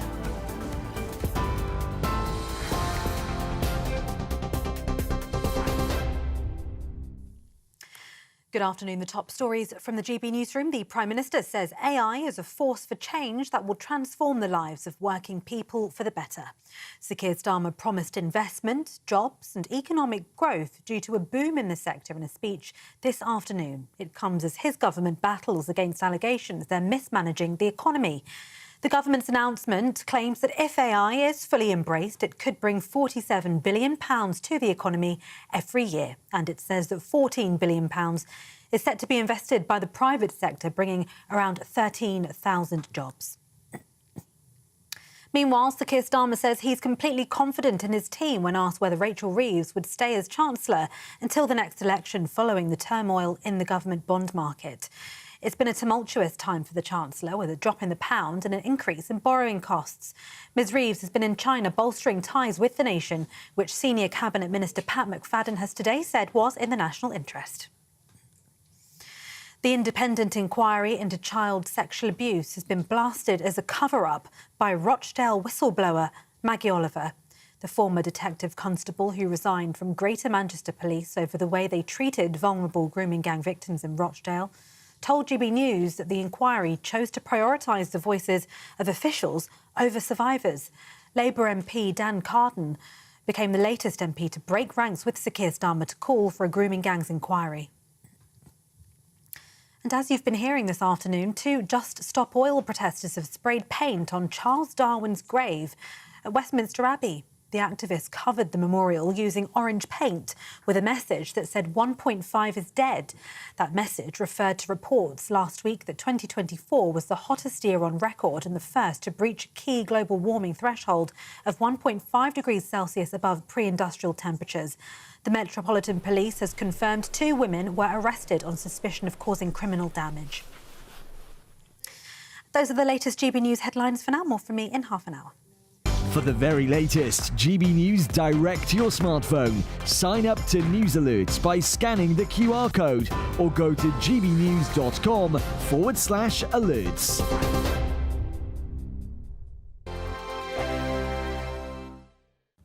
Hello, very good day to you. Here's your latest GB News weather update brought to you by the Met Office. Whilst many parts, particularly across central and southern areas, it is going to be largely bright and quite calm today, there is some more unsettled weather further north. We do have a couple of fronts lying across the country at the moment. They're going to merge together, and so we are going to see a fair bit of rain, but mainly towards northern and western parts. Here, particularly over western parts of Scotland and later into Cumbria, we could see rainfall totals building up a little bit, and when you add that to some thawing lying snow, we could see some localised issues, but the rain not especially heavy. And like I said, towards the south, staying largely dry, but here it is still going to be quite chilly, whilst temperatures further north markedly milder than normal for the time of year.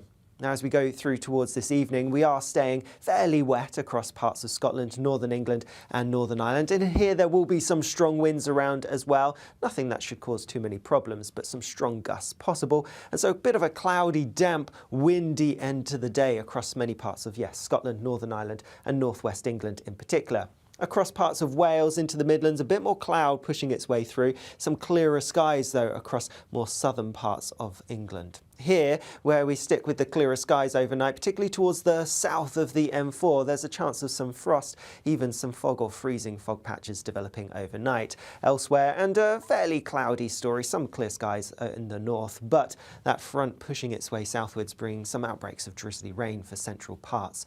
With that then, staying milder away from the far south.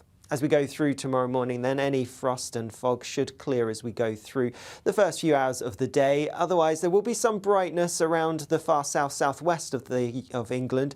Otherwise, it's looking fairly cloudy for many of us. A bit of drizzly rain quite likely across parts of the Midlands and into Wales. Some brighter skies for eastern Scotland, and here not doing too bad temperature-wise. The latest GB News travel. Good afternoon, I'm Russell Holding. On the M61 in Greater Manchester, 2 lanes are closed southbound between junctions 4 and 3 from the A6 at Farnworth to the Kersley Spur because of an oil spill causing queues. In Lincolnshire, the A151 is blocked by an accident between Eddenham and Grimsthorpe causing delays. In Shropshire, the A5 is closed westbound from junction 7 of the M54 at Wellington to the A49 at Preston Island after an accident causing queues back along the M54 from junction 6 west of Telford. In Powys, the A458 is closed along Berriow Street in Welshpool for an investigation. In Hertfordshire, the A41 is closed northbound around the Tring bypass for emergency repairs. And in Somerset, the A38 is closed each way along Wellington New Road in Taunton after an accident. And that's the latest. You can stay up to date throughout the day by visiting our website, gbnews.com.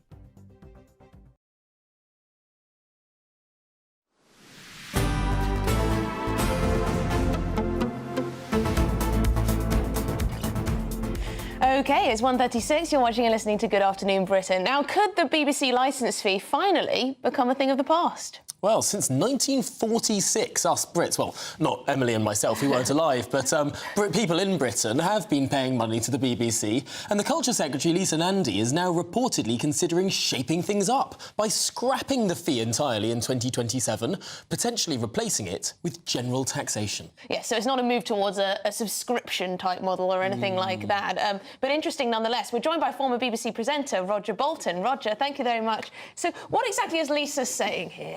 Well, I don't think we know. She's generally said, I'm interested in mutualisation. And when people say, what does that mean?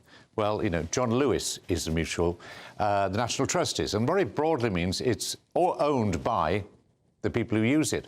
The problem with that idea, because it's not worked out, is John Lewis and the National Trust have control of their income. They can raise it down, whatever they do. BBC doesn't. So even if you... and the attraction of mutual is that it makes people feel they own the organisation. But it's still up to government to decide how and where the money will come from. Mm-hmm. So I think there are a lot of people who are attracted by the idea of being able to tell the BBC not to spend as much on, you know, their presenters and so on. But when you work it out, I don't think it's worked out properly. The fundamental problem is the BBC's income has gone down about 38% since 2010, which is why you see much less on screen. And at the same time, the number of people who don't want to pay the licence fee because there's so much else going on is increasing. So it's a double squeeze. I mean, deliberate squeeze in a way by the government. So I don't think the licence fee in its form will last. The reason they're looking at it now is the BBC Charter has to be renewed by the beginning of 2027. So if you're going to renew the BBC, what are you going to do about funding it? It's a huge question because, of course, back in the 1940s, when you talked about television and the BBC, those were one and the same thing. It was utterly synonymous. And so if you wanted a television, I mean, sort of the only way that you could pay for it and that you could control whether people were receiving the airwaves through the aerial on their roof was through a licensing system. That makes lots of sense. But, I mean, we've moved so beyond that now. I mean, there are viable models of controlling who gets what and how they can pay for it that's not having a licence. It seems that just about every other country in the world has moved beyond licensing. Well, not everyone. We seem to be stuck in the 1940s. Yeah, but I mean, the basic question we've got to argue is, do we still need public service media or broadcasting? I think we do. If you want children's education, you want people to have a proper news service which is independent, you want to have stuff about engineering and science and religion and those things. If you decide those things are public good, how are you going to pay for it and who delivers it? Now, it doesn't have to be the BBC or Channel 4 or whatever, it could be others. But I think if we say we need to have an argument, first of all, do we need public service? If we do, what's the best way of delivering it? Then what's the best way of paying for it? People say no to that first question. Well, I think we have to ask... An increasing number probably are. Well, if we're asking as a society, do we want our children to grow up in a world of echo chambers and Trump-like lies, or do we want to have an organisation where actually they can broadly trust what's being done? Do we want to educate them and say to them, you may not be interested in classical music, but why don't you try it? Or do we want to say, you need to know about the history of this country, not just about Nazis and Tudors? Now, if we want to do these things, this is what we have to do. You described wonderfully BBC 4.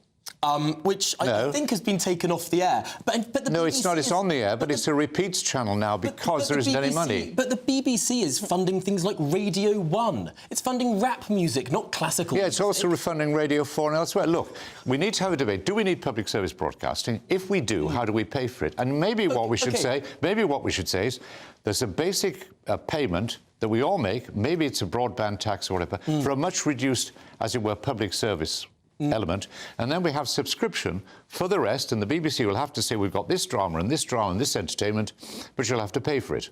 So we might go that way. The problem is that people consumers of media, trust different outlets.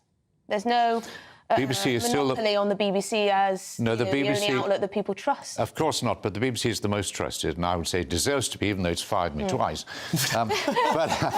But you know, look at what's happening in America now, where people believe that nothing happened 4 years ago. There was no attempt to put Donald Trump in power. There was an absolute belief that Trump won the last election, not the present one. And on the other side as well, a complete confounding lack of belief that he could possibly win the popular vote this time. People living in two different echo chambers. Yeah, so I don't want to live in an echo chamber. I want to live in a society where there's a basic amount of public service broadcasting and information we can trust, where children's programmes are made, not just cartoons, but are made for us. All of these wonderful and noble things that you're talking that the BBC does, I would be willing to bet that's about 5% of the total expenditure of the BBC. The things like children's television, the things like these documentaries that everyone can agree were wonderful, and the... So you've plucked up... Come on. What about RuPaul's Drag Race? Hold on. Really needs to be on the BBC. I don't want to watch it. The problem with I'm a big fan of it, but I'd happily watch it on Netflix. Look, hold on. The funding is central. If you have a licence fee everybody pays,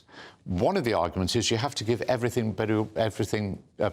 some people what they want, and that means you do the drag races. If you decide there's a public service core that we'll pay for and that we care about, and when you have children, you will want your children to have access to, for example, and an independent news service. Let's pay for that. For the rest, maybe let's look at subscription. But the other thing is, it's a big British business. It has a fantastic brand around the world. We'd be idiots if we let that brand go. There's an issue with the news output, though, isn't there?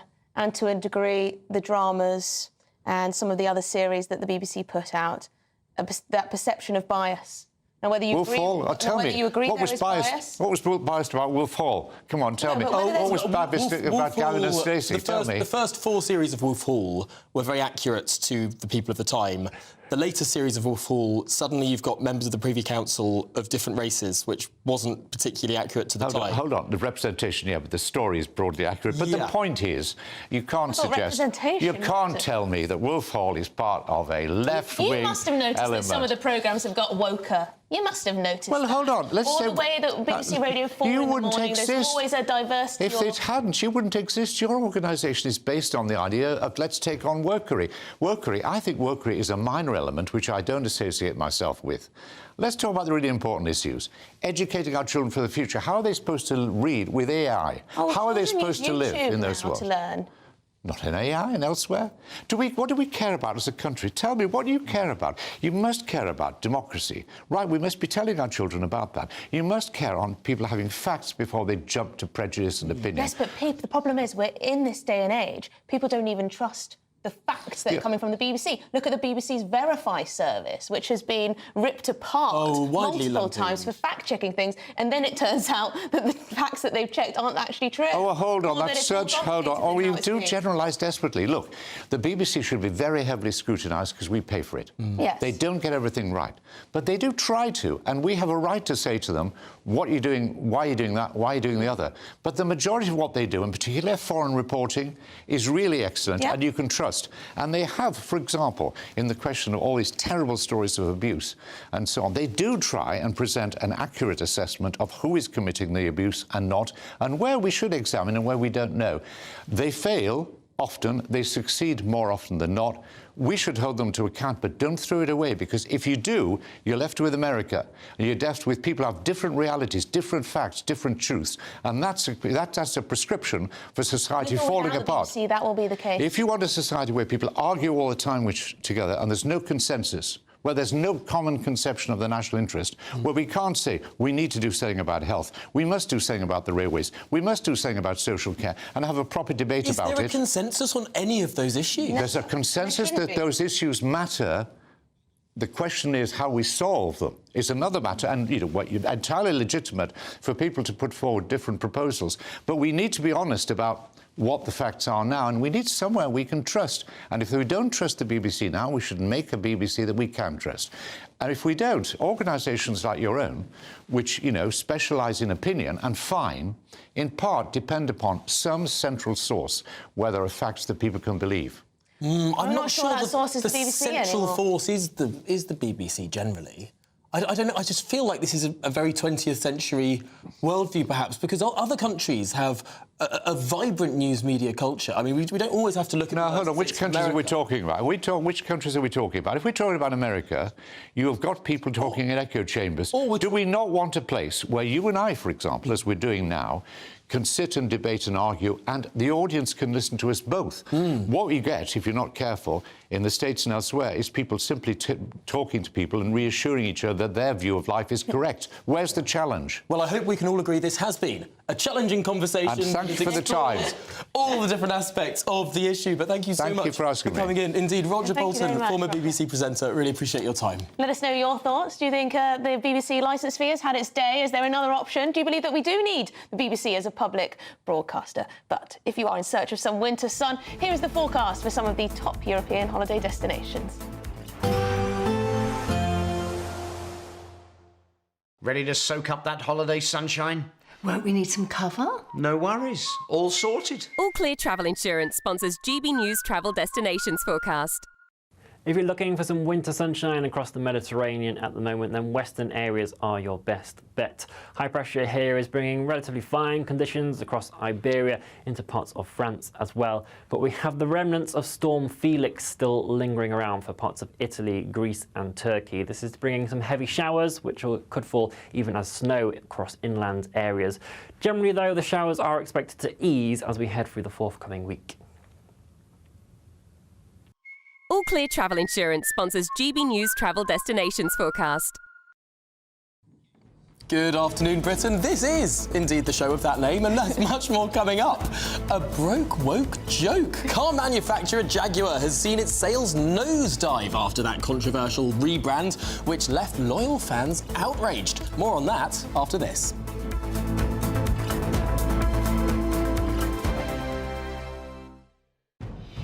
Good afternoon. Afternoon Britain. Weekdays from midday. Teenage girls are out drinking their male peers in the UK at a greater rate than any other European country. Yes, more than a third of 15-year-old girls in the UK report getting repeatedly drunk, compared to less than a quarter of boys the same age. I suppose what I'd say to this is, boys, what are you doing? Pull yourself together. Well, joining me now is the editor-at-large at the Mail on Sunday, Charlotte Griffiths, and the former Labour advisor, Matthew Larzer. Charlotte, you're going to have to speak up on behalf of girls the country over here. 15-year-old girls boozing much more than their male counterparts. I think it's to do with the pain threshold, so we can handle hangovers better. Do you get hangovers when you're 15 years old? Oh, yes. Oh, yeah. I was drinking hooch and smelling... Absolutely. Whatever happened to hooch? Yeah. And I just think we can tolerate it better. Right. And I don't know, I grew up in that kind of wild child 90s drinking era. I'm showing my age a bit. And, God, we drank a lot as teenage girls. I mean, it's actually shocking now in retrospect. Well, I also think in terms of boys versus girls, I wonder if we've got a bit of a thing about... I mean, the old cliché that girls develop quicker, they can become social quicker. They can certainly get into the pub more easily because they look older. Yeah. You know, because of makeup, etc. I wonder if the boys are all just, you know, in their rooms playing on their devices, as it were. You know, as people increasingly dominated by screens, whether in fact there's an issue about socialisation, about whether in fact, you know, the lads are not out there socialising. They have little sips of wine in France from the age of like 12 and they're absolutely fine about it. Yeah. Whereas we all know what happens to British girls, because I was one of them. You turn, however, old enough to get a bottle of Smirnoff Ice, and boy, do you go for it, and until you're vomiting, basically. GB News, the People's Channel. Join me, Camilla Tominey, for a frank and honest discussion with those in power that cuts through the spin and gets to the heart of the issues shaping our nation. You haven't confirmed that you want to stand as leader, but you haven't ruled it out either. This report basically says that he's not fit to stand trial. Is he indecisive? Incompetent? I deliver the dose of reality Westminster needs. That's the Camilla Tominey Show at 9:30 every Sunday on GB News, the People's Channel, Britain's news channel.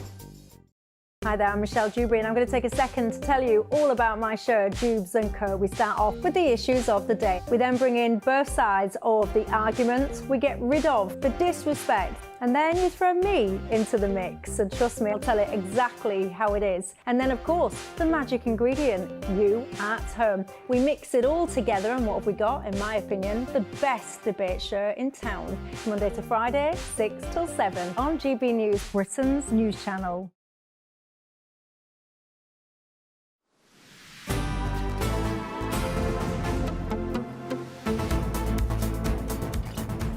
Good afternoon, Britain. It's just gone 10 to 2. Now, Jaguar, the car company's bold rebrand, has backfired. Sales have nosedived by 27%. OK, you could have seen that coming. Critics, including Nigel Farage, slammed its woke choices, branding the move a costly mistake. Well, let's get more with the motoring expert, Fraser Brown. Fraser, is it too early to say that this relaunch didn't go well, or is that just the plain truth of it? Well, it is fair to say that in the single month of December, Jaguar's sales figures were down slightly, well, significantly. But for the whole year 2024, they were significantly up on the previous year. So we have to remember that this is part of a long-term campaign and a business strategy. And whether you like the imagery or whether you don't like the imagery, what we can say for sure is here we are on a news channel actually talking about a brand. Now, you know, if I was Jaguar and I could see that the marketing that I was doing was being discussed on many levels in many places, I'd be delighted with that. Even with the new logo, you may or may not like the colours or the cars, but let's be really honest, we're all talking about it. And yeah, I think that's got to be a positive. To sell a car like a Jaguar, surely people need to think it's cool, or that it's something to aspire to have. And I think Jaguar's rebrand is not those things. Well, I guess it depends who you're appealing to. The people that sit behind this, the senior people like Rawdon Glover, these guys know what they are doing. They have been highly successful rebranding vehicle brands in the past. So if we go back to the early 2000s, I remember a very similar controversy when we crashed an Audi into a phone box. And people thought, well, what is this all about? This is completely nuts. But everybody spoke about it. So what we're seeing here is an initial kind of splash that's unquestionably gained traction within the media. Now, I'm really proud to be British. I'm really delighted to see a British brand stepping out there, being bold, doing something different, taking the launch out to Miami, a great market for Jaguar Land Rover. And you wouldn't know it was a car out British there. brand any longer, would you? You wouldn't know it was a British brand, because I thought that was Jaguar was all about, you know, the heritage stuff, and you wouldn't know it was British. It is, but Jaguar appealed to people that unfortunately many people aren't aligned with these days. So Jaguar was appealing to people that were pale, male and stale. You know, probably the only group we're allowed to say negative things about. And whereas the new brand and where Jaguar is going, this is the beginning of a journey. It's the beginning of an opportunity for the brand to refresh and to be appropriate for a new generation. And yes, it will alienate people. OK, well, Fraser Brown, thanks so much for joining us, motoring expert. I'm afraid we've run to the end of the hour, but thanks so much for being with us. Lots more to come. We're asking, is it time to find a new Chancellor? That next.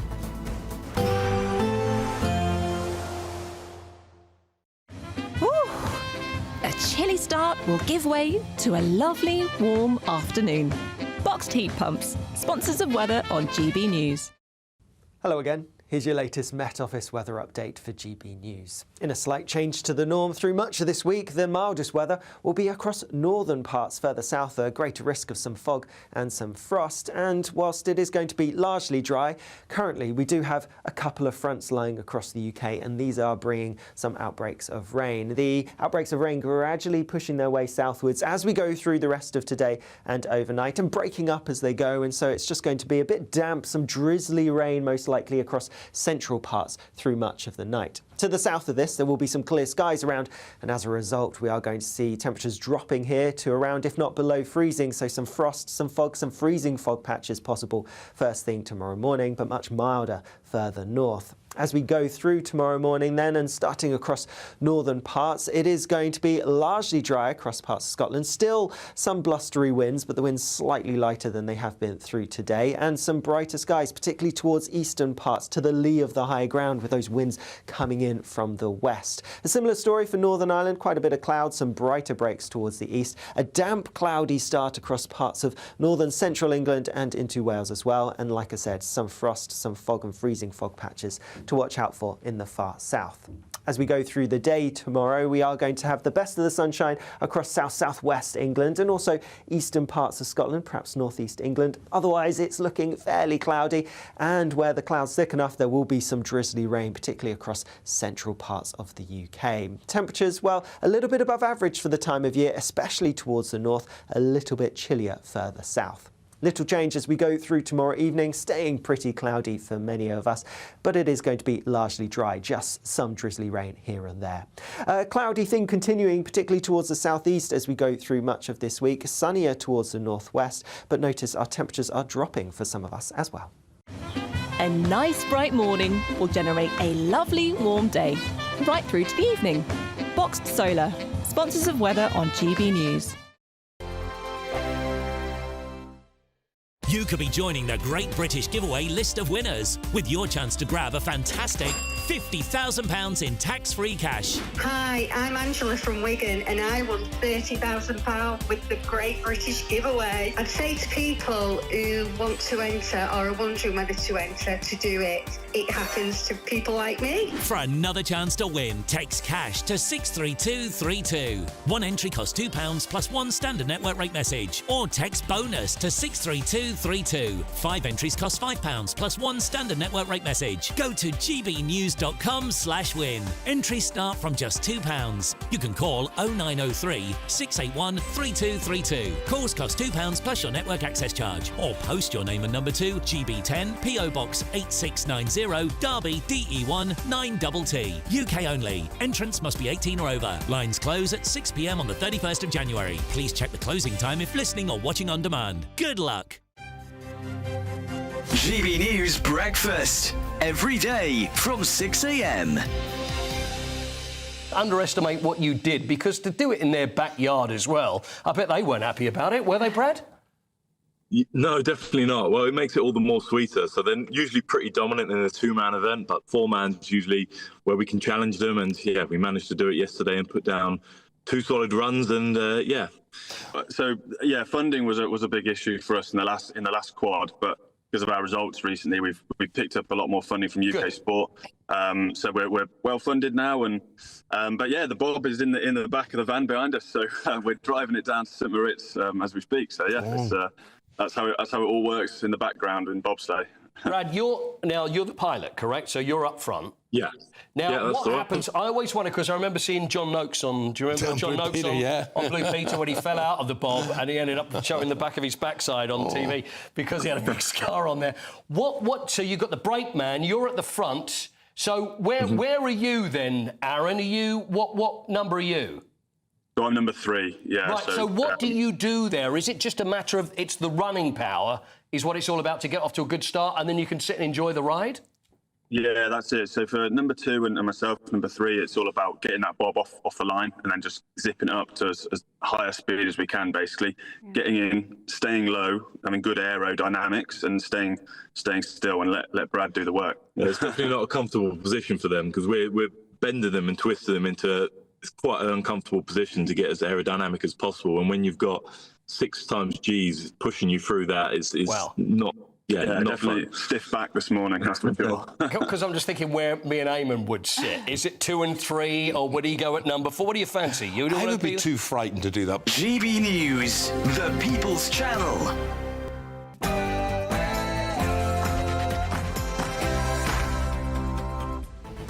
Good afternoon, Britain. It's 2 o'clock on Monday, the 13th of January. Lucky for some. I'm Tom Harwood. And I'm Emily Carver. Now, ministers are Chancellor. Oof. And in a GB News exclusive, the independent inquiry into child sex abuse is blasted as a cover-up by whistleblower Maggie Oliver. This comes as Dan Carden becomes one of the first Labour MPs to break ranks and demand a national inquiry into grooming gangs. We'll have the latest. Meanwhile, devastation and destruction in Los Angeles as firefighters brace for the return of strong winds, strong enough to cause explosive fire growth once again across Southern California. The bleak news comes as the death toll climbs to 24. We're live on the ground.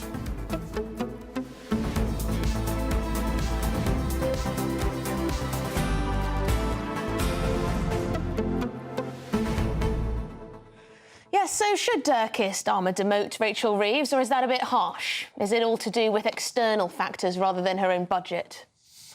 It's going to be half of one and 6 of dozen... No, what is it? 6 of one and half dozen of the other? Don't appoint me as Chancellor. I just messed up my numbers analogy. But goodness, it does seem that, yes, there are some headwinds around the world. Borrowing costs around the world have gone up, but they've gone up by more in the United Kingdom. And taxes have gone up on businesses too, just at a time when the government's trying to stimulate growth. And now they're getting the opposite. I mean, flatlining, if not negative growth over the last couple of quarters. Yeah, so this cost of borrowing that's gone up has just completely wiped out that headroom that she had to sort of play with. So we don't have any of that now. So it really is cut spending, slash spending on public services and whatever else, or hike those taxes again. She can't hike those taxes again, can she really, after the fallout from previous tax rises? Well, one of the reasons she had to raise these taxes on businesses, national insurance for employers, is she argued that that was the one tax that wouldn't have broken the manifesto. Now, some people might argue that was a breach of the manifesto, but that's almost by the by. She feels boxed in that she can't raise corporation tax or VAT or income tax. She feels that she can't raise national insurance for employees. And it might be a very good thing that she can't raise any of those things, but it does mean that the rises on businesses have to be more precipitous. Well, yes, lots of businesses telling the Chancellor that they're going to cut jobs or they're going to go on a hiring freeze. And what does that mean for people's life prospects? And then there's talk now of potentially Rachel Reeves cutting disability benefits, which, of course, people on the left are going to be very angry about in particular. And it all comes in the context of higher inflation than was previously expected. The OBR said that inflation would be higher as a result of the changes in the budget, which has wobbled investors, wobbled people's confidence in Britain and meant that debt interest repayments are now £100 billion. That's twice the amount we spend on the armed forces. Well, it's a rather gloomy picture. Do you think it's time for Rachel Reeves to go? Let us know, gbnews.com/your say. But first, the headlines with Tatiana.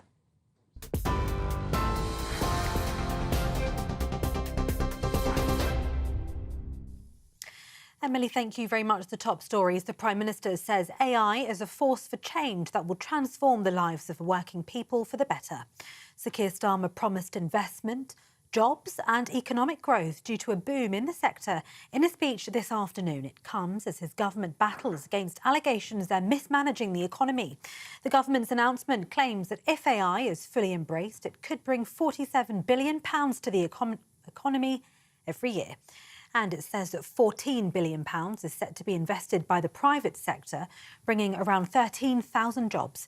Sir Keir Starmer says AI is a chance to turbocharge growth.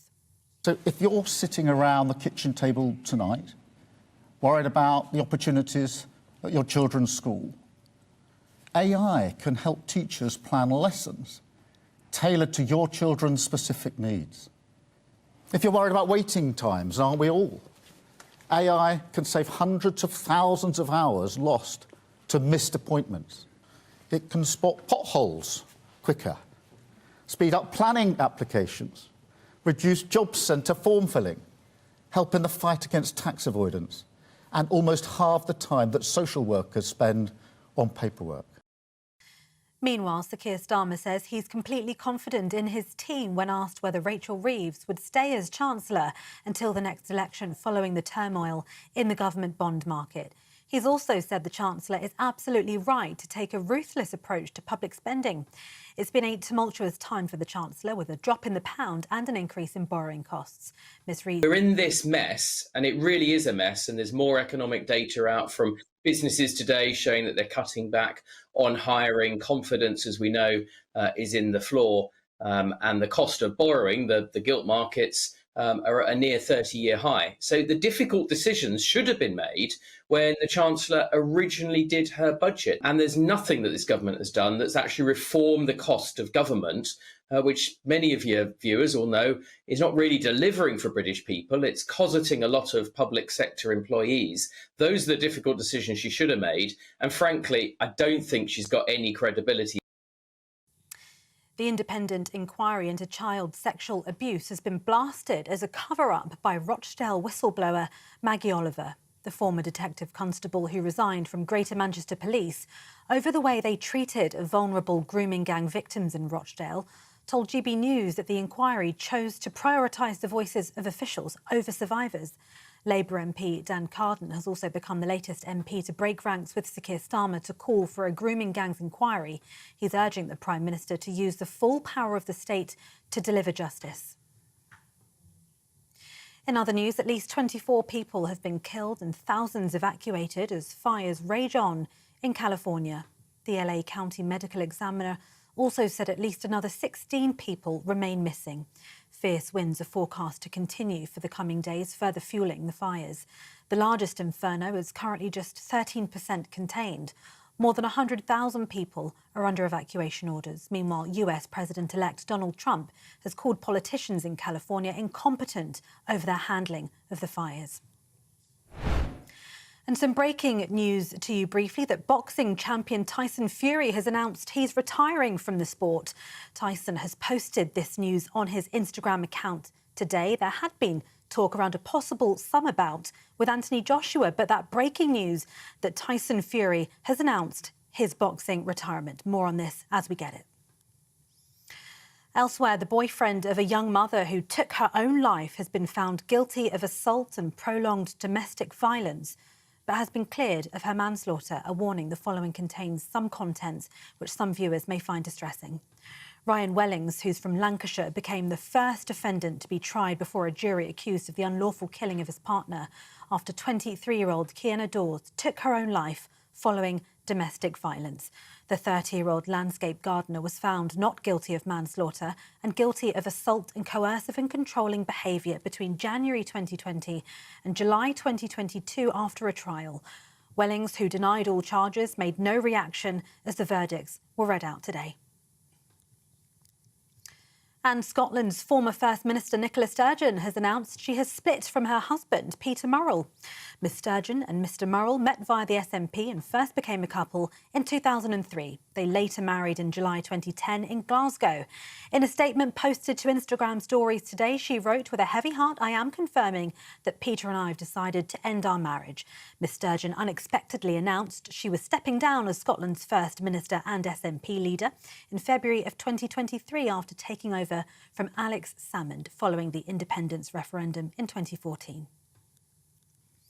Those are the latest GB News headlines for now. Katie Bowen has your next update.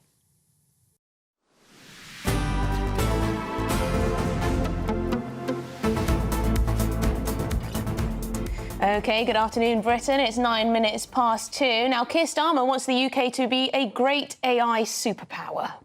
Well, it's a big pledge. It's one that the Prime Minister unveiled with a plan to throw the full weight of Whitehall behind AI, all in a desperate bid to boost economic growth. Yes, this all happened in a speech earlier today. He announced the government will adopt all 50 recommendations made by tech entrepreneur Matt Clifford to maximise the opportunities presented by AI. But it was overshadowed by something, wasn't it? Indeed, it all comes in the context of the pound falling to some of its lowest levels in almost 2 years, of the borrowing costs for 30-year gilts being highest in around 30 years.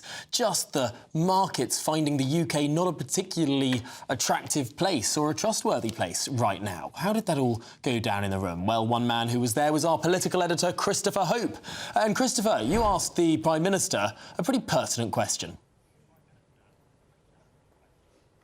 Yeah, hi Tom, hi Emily. Welcome back to UCL, where hours ago we heard from Sir Keir Starmer about the benefits of AI. He thinks those benefits can be felt within 3 or 4 years, not the 10 years that some have been forecasting. The government will be leaning into this whole policy. The talk of guardrails and concerns about the risk to us all, world peace even, those up there under Rishi Sunak, they've been forgotten. This government will be leaning into making the UK, as he called us, one of the world's great AI superpowers. He recognised there'll be concerns about AI. It might take jobs from, he's been asked on the radio over lunchtime about translators losing their work, but he says it's just changing how you work and work with the technology, not against it. No point in fighting it, but work with it. That's his focus, because the benefits could be huge, could be worth billions of pounds, tens of billions of pounds more to the economy when it gets there. But the point about that is when it gets there, because right now it's very difficult for the economy and for Rachel Reeves, the Chancellor, looking at the markets. We've got the pound down, we've got the economy flatlining. The long-term cost of borrowing, Tom, as you said, is very high. That's a problem, and that's why I asked Rachel Reeves a question about the future of the PMs. I asked the PM a future about Rachel Reeves, Chancellor, and here's what he had to say. Minister, even a 3-year wait for the benefits of AI is too long to help the economy now, this year and next year. The pound is down, the economy is flatlining. You know all this already. Companies are complaining about your budget in October. What's your plan? Will you cut the benefits bill? And yes or no, will Rachel Reeves be your Chancellor at the next general election? I am confident in our mission for growth, and I'm confident, completely confident in my team. We never pretended, nor would anybody sensibly argue, that after 14 years of failure, you can turn around our economy and our public services before Christmas, before the election. I said it's not going to be possible to do this in 6 months. It's going to take time. The question is, are you creating the conditions? Do you have the determination? And are you pulling the right levers for growth? And we are doing all of those, underpinned by our fiscal rules. the PM telling me there that it will take time. You can't do it in 6 months, and blaming the Tory party and the £22 billion black hole, which of course the government says that it inherited. Now, he was asked again by a newspaper journalist about the future of Rachel Reeves. He said this: Rachel Reeves has my full confidence and the confidence of the entire party. He added, I am 100% confident that we will get the growth we need. And that's the desperate need to get that, because currently, as economists tell us, this £9 billion worth of headroom they had in the forecasting has gone because of the issue of the jitters in the economy. They need to get the economy growing to avoid having to increase taxes, which they say they won't do, or more likely do more savage cuts to spending, which could involve better benefits bill. Now, Number 10 have been in touch since that question. They told me that we are barking at the wrong tree about Rachel Reeves' future, implying that Rachel Reeves is certainly in that job. But it's quite telling, I think, that David Lammy, the Foreign Secretary, was given a guarantee he won't lose his job for 4 to 5 years by Number 10's press team last year. That has not happened today from Sir Keir Starmer. OK, well, thank you very much indeed. Christopher Hope, our political editor, thank you very much for bringing us that. Very good question, really, yes. Why did he not make more of a thing of standing by Rachel Reeves? Yes, she definitely will be in the position of Chancellor come the next election. That'd be nice to hear from your boss, wouldn't it? That would be nice to hear from your boss, but I mean, I kind of do understand why he couldn't say that. He doesn't know what's going to happen, and he'd look a right prat if he'd said, absolutely, there's no chance we're removing Rachel Reeves. And then if he removes her in a year or 2 years, I mean, what are the market's going to think then? He'd lost complete control. Maybe. OK. Well, let's speak to Chief Political Commentator at The Independent, John Rentoul. John, Rachel Reeves, do you think she needs to go? No, of course not. No, I agree with your scepticism there. I don't see why Keir Starmer couldn't have said, yes, she's going to be my chancellor at the next election. I mean, if for some reason she goes between now and the next election, what are people going to say? I mean, they're going to say, but Keir, you told us she was going to stay on. No, it doesn't work like that. I mean, he has to show full confidence in her. He can't do that for all his ministers, obviously, because then he'll end up being asked stupid questions at every press conference. But with your chancellor is the most important person, and you've got to stand by them foursquare. And yet, John, one of the other colleagues of mine do recall that, and that just deepens the mystery as to why he couldn't say it about Rachel Reeves. Where does she go from here, then? OK, so she's going to stay in the office in this position. You believe she's going to be Chancellor for quite a while yet. There are reports that she's not exactly a happy bunny at the moment, and she's not sure which direction to take things in. She's completely squeezed in terms of the finances. She's upset a lot of business people. She's upset the pensioners. She's upset the farmers. Where does she go from here? Well, she's just got to tough it out. I mean, these are short-term squalls, aren't they? I mean, if you responded to every week's headlines by demanding that so-and-so in the government resign, then, nothing would ever... Hang on, the borrowing costs, that's not short-term, is it? That's going to have an impact for many, many years to come. Got no money. We're paying too much on interest. Well, you don't know. I mean, the borrowing costs may come down again. They fluctuate. I mean, there's a long-term trend which is upwards, which is around the world, and that's the main cause of the problem. So we shouldn't be responding to week-by-week fluctuations by just calling for the Chancellor to go whenever things turn adverse. I mean, things may look very different in 6 months' time. They might do, but there has been one trend, well, ever since 2022, really. And yes, you're right that there's been a global trend, but ultimately, the world markets are betting most against the United Kingdom. You look at all the other different countries that sort of are having the same sort of problems. We're at the worst side of that spectrum. And it does seem that even though the Chancellor spent months and months before the election trying to be on the side of business, going to all those lunches, having those prawn cocktails and all the rest of it, all she did was then get in and raise their taxes. I mean, schmoozing is one thing. The CBI aren't happy. She had to raise taxes. I mean, all you've described... Cut spending. Well, yeah, where? John, she's going to have less in the coffers as a result of this national insurance increase. We've heard from so many businesses. No, she's not. So many people that they're going to put hiring freeze on. They're letting people go. The city, where we make a lot of our tax intake from, letting go of people freezing their hiring processes. It's not a good picture. No, it's going to raise a substantial amount of money, and it's necessary. And Tom's just described essentially what is the awful inheritance that she's had from the Conservatives. I mean, the Conservative government has left the public finances in a terrible state, and growth is completely flat. And there's no easy way out of that situation. You just have to try and take the right decisions, which involve protecting spending as much as possible, increasing taxes, which is necessary, and hoping why is that things protecting will turn spending around. as much as possible some sort of noble ambition here? Isn't it time to sort of have a Javier Milei attitude and just take half the government departments and go afuera? Just rip them up. Yeah, Why do we need a Department of Culture, Media and Sport? Afuera. Why do we need, why do we need actually, frankly, a separate business department? Why don't business and energy? Can't that be part of the Treasury? I mean, couldn't you just consolidate all of government? Yeah, no, but you can't just simplify spending and reduce spending at a stroke. Otherwise, it would have been done. You cannot run government from a TV studio. I'm sorry, it's not as easy as that. It's much more complicated. Yes, lots of people will say, well, why do we have to spend all this money on foreign aid? But the Conservatives were not proposing to cut foreign aid, so they can't criticise Rachel Reeves for maintaining the foreign aid budget, and which has been reduced by Rishi Sunak anyway.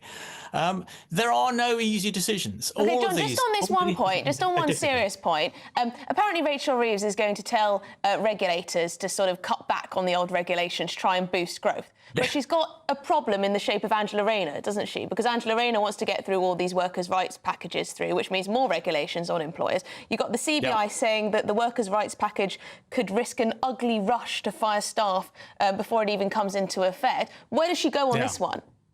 No, well, I agree. I think Angela Rayner's employment rights package is heading in completely the wrong direction. I think Bridget Phillipson's education reforms are winding back all the good that's been done in education over the past 2 decades. And I think Ed Miliband's energy policies are disastrous. So the only cabinet minister who's doing any good is Wes Streeting, who's actually starting to turn around the supertanker of the NHS and produce some results. So yes, if Keir Starmer wanted to sack any cabinet ministers, he's got lots of choices, but Rachel Reeves is not top of the list. Interesting. OK, so you're not happy with most of the cabinet ministers, but Rachel, you think she should be there for the long haul, at least for now? Well, I'm disappointed with. I think she hasn't made quite the right decisions. But broadly speaking, I think taxes had to go up and spending had to be protected. And I think those are the decisions. Those are the decisions that people in a sense voted for in the general election. Okay. And for people to complain about it now, I'm afraid it's just like complaining about, it's a bit cold in winter, isn't it? It's all sour grapes. Well, John Rentoul, thanks so much for joining us and talking through what a tricky position the Chancellor is in. Yeah, so she's got to do this, or do you take more of a Javier Milei, Tom Harwood approach, just rip up the public spending? Don't need that department. We'll keep defence. Yeah, just about. You can have a voluntary corps or something. I'm joking. Goodness me, but it's not only Rachel Reeves who is being discussed of whether or not she should be sacked from the cabinet. No, Kemi Badenoch has called on Keir Starmer to sack Treasury Minister Tulip Siddiq amid these corruption allegations. What exactly is going on here? That next.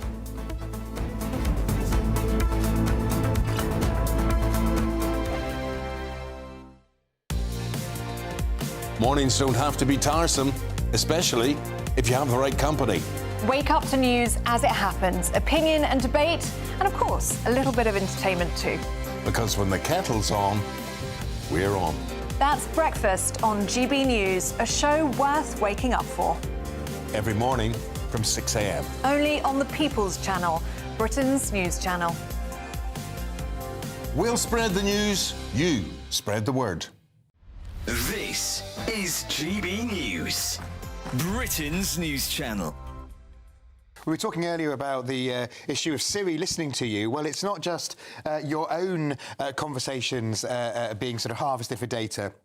but it's a problem with AI. So what seems to have happened yesterday is that Apple issued a alert saying that Luke Littler had won the darts before he had. I mean, imagine what would, if he then gone on to lose, how that would have looked. I mean, obviously, because he went on to win, at least they got the story right, but before it had happened. So what it seems to happen is that the AI farms existing stories, and what it has done, that's the alert. We can see the alert there now, and it also claiming that Brazilian tennis player Rafael Nadal had come out as gay when actually a different Brazilian tennis player was actually mentioned in the original story. So what it does is you see that's branded as BBC Sport. What the Apple AI system does is it farms alerts that it thinks people are getting from the source and then summarises them into going to be my question. one it alert. Looks to me like you would assume, OK, the BBC are reporting this. Absolutely. Or so the BBC News might be saying something else. So it could happen to any news organisation. This has highlighted a massive issue. I mean, having editorial judgment and quality control, because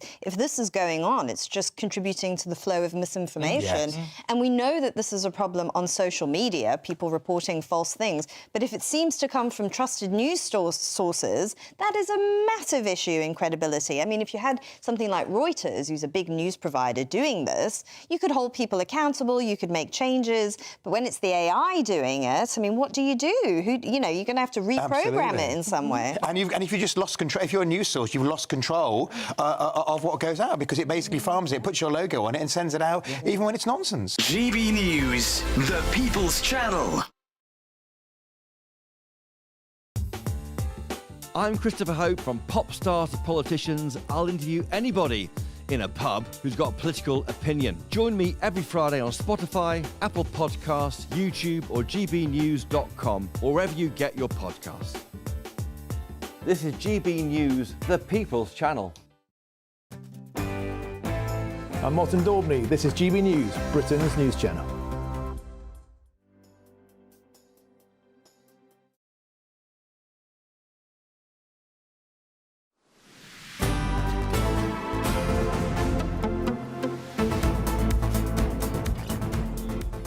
Well, good afternoon, Britain. It's 2:25, and we have some breaking news to bring you. GB News national reporter Charlie Peters is here to bring it to us. So, what's happened? The Labour MP Sarah Champion, the MP for Rotherham, she has become the second Labour MP now to call for a national inquiry into the grooming gang scandal. Posting a statement on X in just the last 10 minutes, she said that she's published a 5-point plan to ensure that children are safeguarded, and this includes a national inquiry into grooming gangs. And what I think is possibly the most important part of that statement, Champion said that local inquiries, which the government is currently calling for as their position, do not have the power to compel witnesses or evidence, nor would they satisfy the public concern of cover-ups. She says that a new national inquiry should be nationally resourced and victim-centred, but locally led. She's looking at what she describes as a national Telford-style model. Now, the Telford Review, published in 2022, was led by a barrister, and that was a locally run situation. But she said that a hub-and-spoke inquiry would be rolled out by the Home Office. And she says that triggers that would set off these teams going in to launch these inquiries would be victim and survivor reports, self-referral by local councils or police, or concerns raised from the independent panel. I imagine that's referring to a panel set by the Home Office that we've heard Yvette Cooper make an announcement on last Monday. She said that the findings from the inquiries would then be fed back to the Home Office for a national response. Of course, ongoing prosecutions, risks and disciplinaries would run parallel. Here's another key point from this 5-point plan. A new commission to work out the motivations of grooming gang members. This is genuinely the first time we've heard a Labour MP say this. While we know about the crime, we do not know about the reasons for the crime. Is it just power and opportunity, or is there something deeper we are failing to address? Sarah Champion in 2017, she made hints about something deeper being failed to address when she wrote in The Sun that Pakistani men were abusing white girls. We had a problem with this in this country. She was removed from the Labour front bench for saying so. I think it's clear from this statement that she wants now a formal investigation into that problem. And in the recent weeks, she has defended the ICSA inquiry, the 2022 report, but it's clear as we've discussed on the channel many times, that report did not look properly into the motivation or the origins of these gangs. It didn't even look into the relevant areas. So very significant intervention from Sarah Champion. I mean, I suppose what we're all getting around here is that there could be a motivation behind these gangs that is not just sort of, I don't know, base or animalistic, but actually cultural. Yes, cultural and possibly also a racialised element to the abuse, that the girls are targeted because they are white. In my understanding, there have been a handful of cases of prosecutions having racially aggravated assault attached onto them. But I've heard so much testimony over the years from survivors who say that their abusers referred to them in racialised terms. Also, the cultural issues there. Tom and Emily, we've never had a proper academic or independent investigation into concerns about clannishness, about how cousin marriage might link to grooming gang members. These are areas of genuine fascination. They should be areas of great investigation, but it's not happened. But here we've got Sarah Champion joining Dan Carden, the Liverpool MP, Liverpool Walton Labour MP, on Saturday. He called for a national inquiry. She's doing the same, but Sarah Champion, she knows so much about this crisis, having been the MP for Rotherham for so long, saying that we need a new commission to work out the motivations of grooming gang members. That would be truly groundbreaking if that were announced, because we just don't have that information. We don't know what's been going on. That is a step in the right direction, absolutely. I mean, as you speak to survivors all the time, they often tell you that they're, as you say, racially aggravated. That there were slurs used against the white girls. Yeah. That needs to be investigated. Need to know why, the reason why this was happening. And as we've said so many times, we need to know where it's going on. Number 2 of her 5-point plan. Are grooming gangs still happening, or have cases been missed? She says that we should require all local authorities and police to audit child protection referrals linked to child sexual exploitation over the last 10 years. So after the J report into Rotherham, this would be UK-wide, and the results analysed by an independent panel, which would then allow us to highlight any areas of concern. An area saying they do not have CSE would then trigger an immediate inquiry. So that's a very interesting line as well, because as we've been discussing, we found over 50 different towns and cities where we have credible understanding of this abuse going on.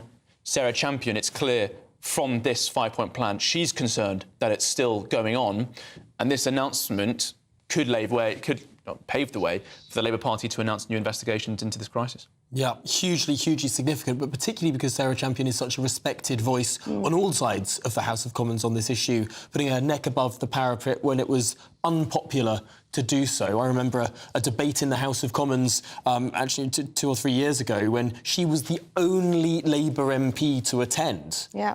It was a bunch of Tories there, some opposition, but only one Labour MP, and that was Sarah Champion. I mean, she has put her head above the parapet on more than one occasion about this. It'll be interesting to see how the government responds. But Charlie Peters, thank you indeed for bringing us that breaking news that Sarah Champion, Member of Parliament, calling for a national inquiry. Yeah, and she's not just done that, she's put forward a 5-point plan.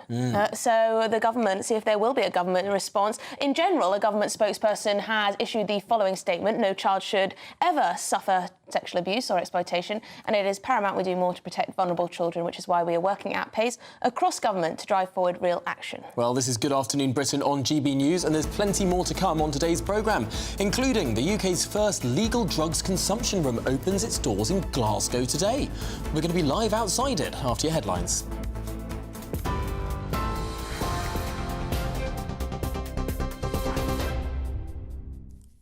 Tom, thank you. The top stories. The Prime Minister says AI is a force for change that will transform the lives of working people for the better.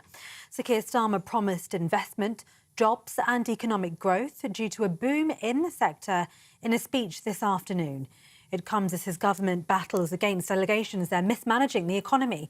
The government's announcement claims that if AI is fully embraced, it could bring £47 billion to the economy each year. And it says that £14 billion is set to be invested by the private sector, bringing around 13,000 jobs.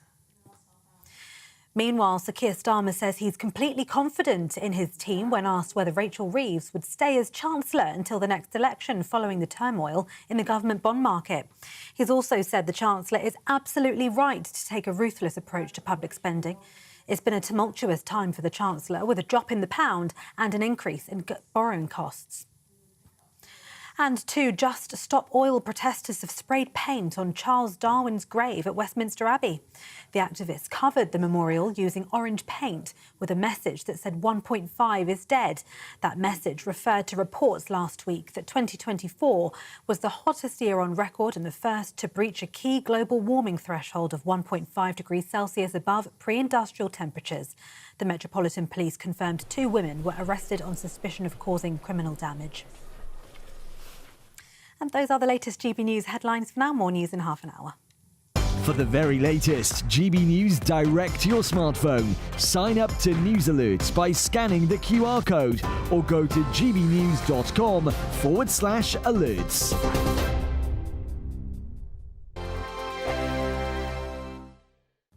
Hello, very good day to you. Here's your latest GB News weather update brought to you by the Met Office. Whilst many parts, particularly across central and southern areas, it is going to be largely bright and quite calm today, there is some more unsettled weather further north. We do have a couple of fronts lying across the country at the moment. They're going to merge together, and so we are going to see a fair bit of rain, but mainly towards northern and western parts. Here, particularly over western parts of Scotland and later into Cumbria, we could see rainfall totals building up a little bit, and when you add that to some thawing lying snow, we could see some localised issues, but the rain not especially heavy. And like I said, towards the south staying largely dry, but here it is still going to be quite chilly, whilst temperatures further north markedly milder than normal for the time of year.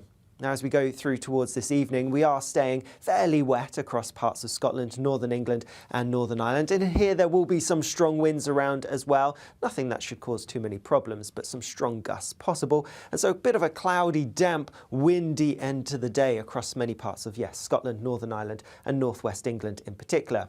Across parts of Wales into the Midlands, a bit more cloud pushing its way through. Some clearer skies, though, across more southern parts of England. Here, where we stick with the clearer skies overnight, particularly towards the south of the M4, there's a chance of some frost, even some fog or freezing fog patches developing overnight. Elsewhere, and a fairly cloudy story, some clear skies in the north, but that front pushing its way southwards, bringing some outbreaks of drizzly rain for central parts. And with that then, staying milder away from the far south. As we go through tomorrow morning, then any frost and fog should clear as we go through the first few hours of the day. Otherwise, there will be some brightness around the far south-southwest of England. Otherwise, it's looking fairly cloudy for many of us. A bit of drizzly rain quite likely across parts of the Midlands and into Wales. Some brighter skies for eastern Scotland, and here not doing too bad temperature-wise. The latest GB News travel. Good afternoon, I'm Russell Holding. On the M61 in Greater Manchester, 2 lanes are closed southbound between junctions 4 and 3 from the A6 at Farnworth to the Kersby Spur because of an oil spill. It's taking around 20 minutes in the queues. In Lincolnshire, the A151 is closed in both directions near Grimsthorpe after an accident. On the M1 in Leicestershire, there's a lane closed northbound just after junction 23 at Loughborough after an accident with delays towards and past there. In Shropshire, the A5 is closed westbound from junction 7 of the M54 at Wellington to the A49 at Preston Island after an accident. The queues back along the M54 from junction 6 west of Telford. In Powys, the A458 is closed each way along Berriew Street in Welshpool for an investigation causing delays. And in Hertfordshire, the A41 is closed northbound around the Tring bypass for emergency repairs. And that's the latest. You can stay up to date throughout the day by visiting our website gbnews.com.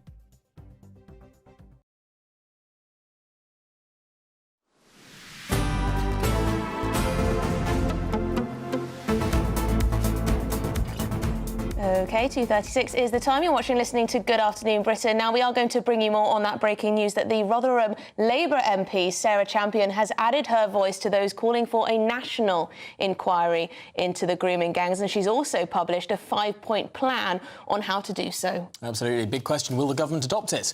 But before then, Kemi Badenoch has called on Sir Keir Starmer to sack Treasury Minister Tulip Siddiq amid corruption allegations. Yes, Ms Siddiq is facing calls to be sacked or resign amid allegations her family embezzled up to £3.9 billion from Bangladesh's infrastructure spending, and that she herself lived in properties linked to allies of her aunt, Sheikh Hasina, the deposed Prime Minister of Bangladesh.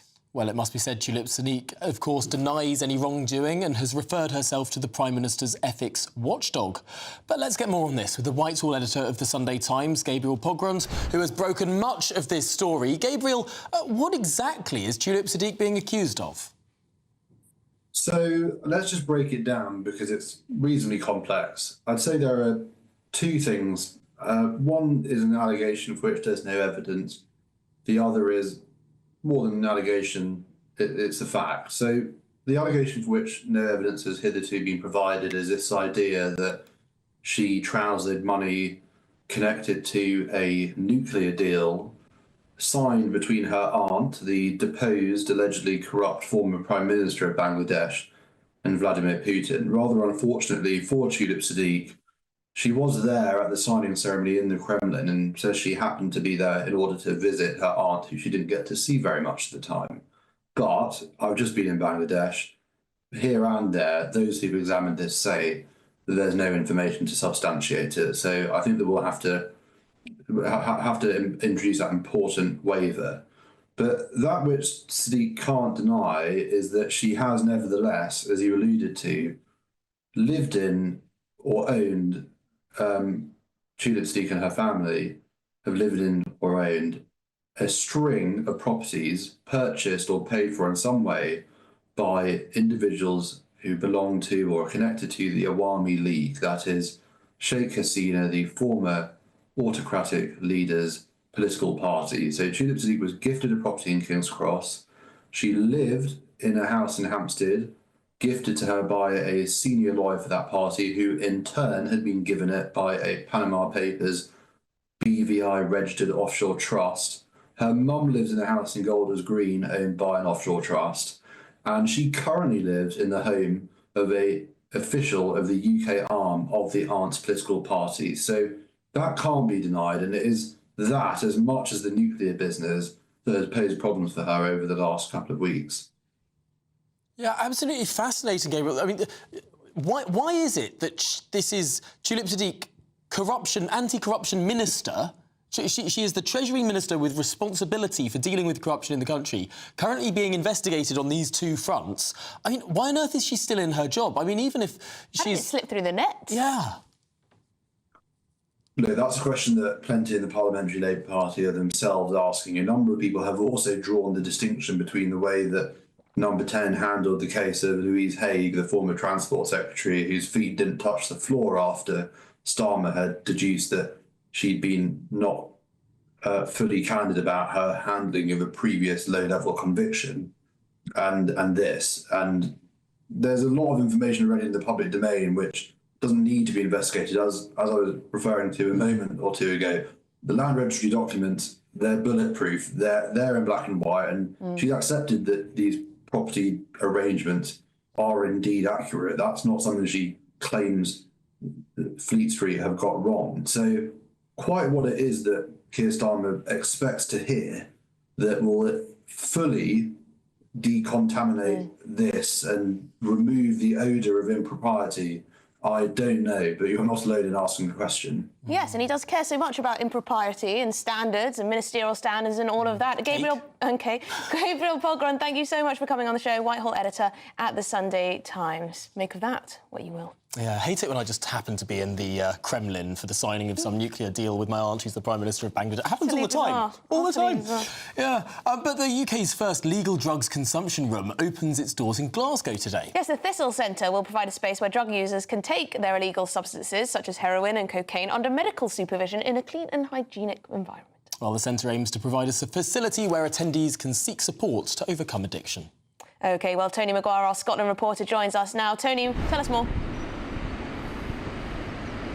Good afternoon. And now certainly this is a UK first. It's of course a first for Scotland, but it's not the first of the first drug consumption room. There is about 100 around the world, but certainly this centre has undergone almost a decade of legal wrangling in order to get this point. As you mentioned there, it's to offer some of Glasgow's approximately 500 outdoor drug users a place to be safe and warm, and a medical staff on standby should anybody suffer an overdose. Now, obviously, this has been much debated over the last few years, but ultimately, due to Scotland's spiralling drug deaths, then last year, certainly 1172 people died from drug-related deaths. So understandably, authorities thought that something new has to get done.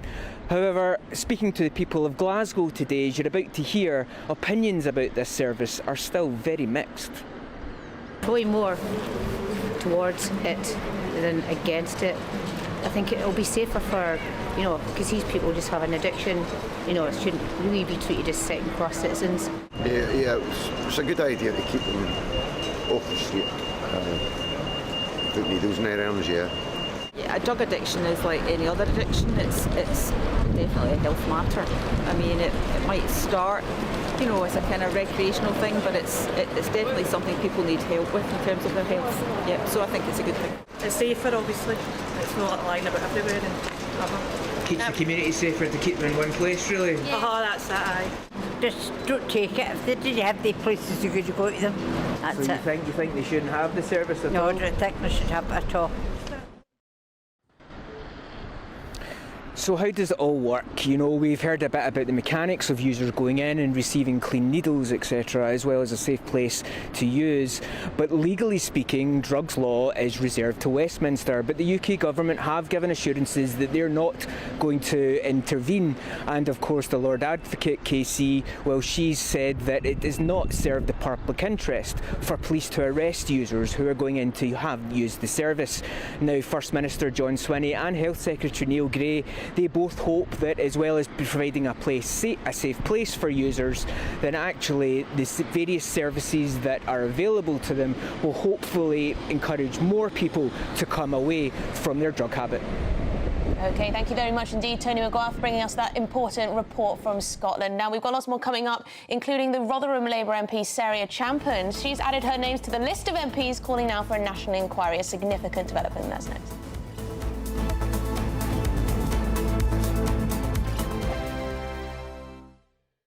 This is GB News, Britain's news channel. And fashionistas are keen to see which new trends are set to hit the catwalk. Well, our next guest is very well placed to share her predictions with us after being a contestant on hit ITV series Dress the Nation, as well as being an upcycling and sewing consultant. Wow. Joining us now is Tendai Murewe. I want to go back to you appearing on the ITV Dress the Nation. Right. Tell us about that experience. What was that like? Oh, that was one of my highlights as an upcycling consultant. I learned to sew in my kitchen 5 years ago. And then, during COVID, just making masks. Then the next thing I was on a Dress the Nation, making dresses in front of TV. Yeah, it was just incredible. I think we all had all these clothes that we have, but we don't know what to do with them. So mainly I started with men's jackets, taking off the sleeves and putting it like a print on. I've tried this. I've tried taking off my sleeves before. I now have about 3 jackets with no sleeves. I never managed to put them back on. You need to come to a workshop. You need to come to a workshop. I need an upcycling consultant. 2025, what can we expect fashion-wise? I think bold prints are back. People are loving. I think you walk on the streets in frollals and oversized men's jackets. So the exact opposite. We have drastically underperformed this morning. You're just saying not like us. We just woke up this morning and thought it's winter, it's cold, it's grey. Grey, miserable. Is that not the way to go? No, it is. I think because fashion is expressive. It's whatever you want to express yourself. GB News, the People's Channel. Thank you, Britain. Thank you for watching. Thank you for listening. Thanks for subscribing. Thank you for your support. It's you that make us the People's Channel. As we reflect on our journey so far, we're filled with immense gratitude. You mean the world to us. We couldn't have reached this point without you. As a very special thank you, we are giving you the chance to win one of 50 GB News thank you boxes. They're worth £50 each. For full terms and conditions, and to enter, just go to gbnews.com/thank you.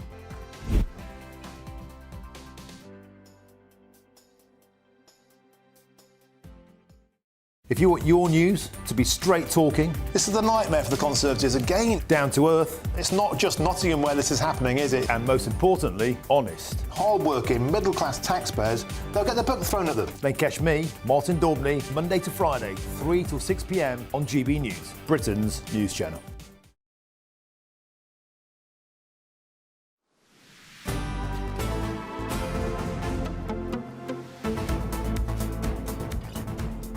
Good afternoon, Britain. 47 minutes past 2 is the time, and we're going to return to that breaking news. Rotherham Member of Parliament Sarah Champion is the latest Labour politician to break ranks and call for a national inquiry into grooming gangs. Well, this is quite an exciting development. GB News national reporter Charlie Peters joins us. Charlie, this is a significant development. I think the biggest intervention we've had so far since this national story really erupted 10 days ago. With Sarah Champion saying that CSE is endemic in the UK and needs to be recognised as a national priority. She says it's clear that the public distrust governments and authorities when it comes to preventing and prosecuting child abuse. And I have to say, I think it's fair to say that that trust has gone down over the last couple of weeks with the amount of debate and discussion we've seen on this issue and the furore caused by that vote against the national inquiry into the grooming gang scandal last Wednesday. But Sarah Champion has now broken with her party and her leadership to call for this national inquiry. A stance there was a 3-line whip against just 6 days ago. She says in a 5-point plan posted on X. Which I think we're looking on our screens now. It's a bit of a garbled wall of text, but do break it down for us. Number 1, the government to implement the ICSA inquiry recommendations, those brought in 2022. The second point, are grooming gangs still happening or have cases been misled? She wants all local authorities and police to audit child protection referrals linked to CSE. Over the last 10 years, this would be a UK-wide approach, the results analysed by an independent panel. The third point, a national inquiry, locally led. She wants that local inquiries, she says, don't have the power to compel witnesses or evidence, nor would they satisfy the public concern of cover-up. So she wants a national Telford-style model. Now, Telford had its own inquiry, which published in 2022. She wants it to be nationally resourced and victim-centred, because a lot of the concern I've heard from survivors in many towns where there haven't been inquiries is that councillors and council officials, as unelected members, complain that they'll be too expensive. She says that there's a problem here with that, hence why we need this national funding. She also wants a new commission to work into the motivation of grooming gang members. I think possibly the most significant point there, beyond the call for an inquiry, is that Sarah Champion thinks there needs to be more investigation into why this sort of abuse goes on. Why does group localised child sexual exploitation occur in the way it does in Britain? Why do we have a case with Pakistani heritage men being predominantly overrepresented in this sort of abuse? She says, we do not know the reasons for the crime. Is it just power and opportunity, or is there something deeper we are failing to address? What's she referring to there, Tom and Emily? I think it's about the fact that in so many cases we've seen men, particularly from the Pakistani community, appear to target specifically white girls for extremely disturbing ethnic reasons and cultural reasons.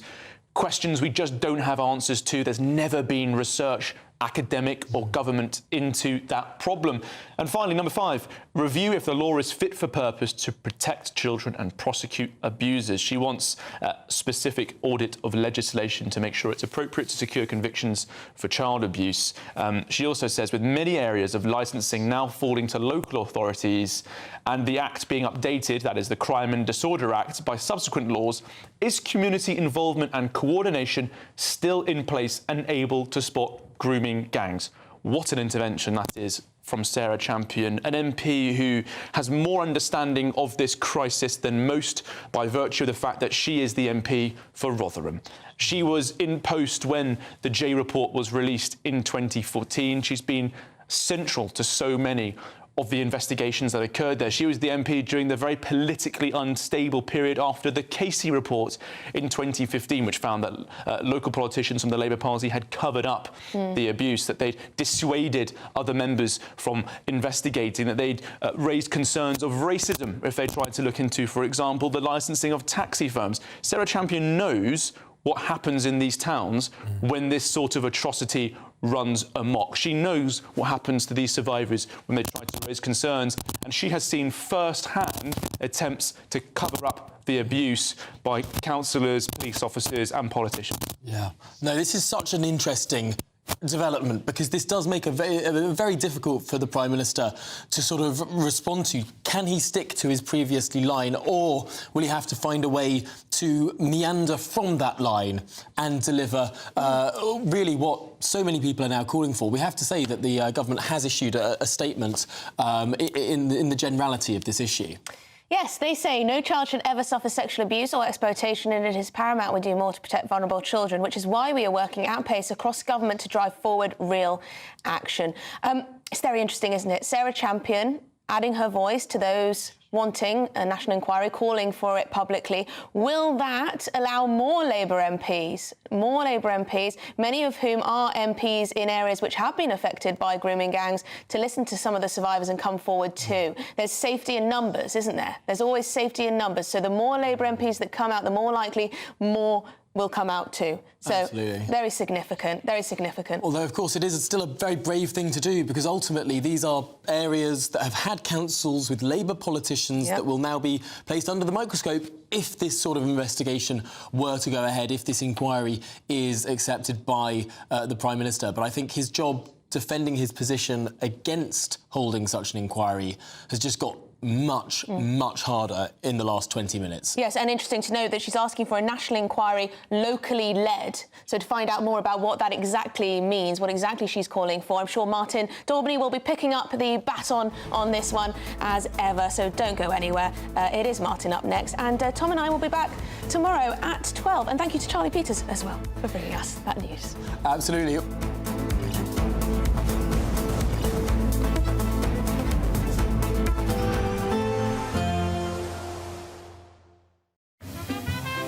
Heavy showers first thing will be followed by a warm, cosy day. Boxed boilers, sponsors of weather on GB News. Hello again. Here's your latest Met Office weather update for GB News. In a slight change to the norm through much of this week, the mildest weather will be across northern parts. Further south, a greater risk of some fog and some frost. And whilst it is going to be largely dry, currently we do have a couple of fronts lying across the UK, and these are bringing some outbreaks of rain. The outbreaks of rain gradually pushing their way southwards as we go through the rest of today and overnight, and breaking up as they go. And so it's just going to be a bit damp, some drizzly rain most likely across central parts through much of the night. To the south of this, there will be some clear skies around, and as a result, we are going to see temperatures dropping here to around, if not below freezing. So some frost, some fog, some freezing fog patches possible first thing tomorrow morning, but much milder further north. As we go through tomorrow morning then, and starting across northern parts, it is going to be largely dry across parts of Scotland. Still some blustery winds, but the winds slightly lighter than they have been through today, and some brighter skies, particularly towards eastern parts to the lee of the high ground, with those winds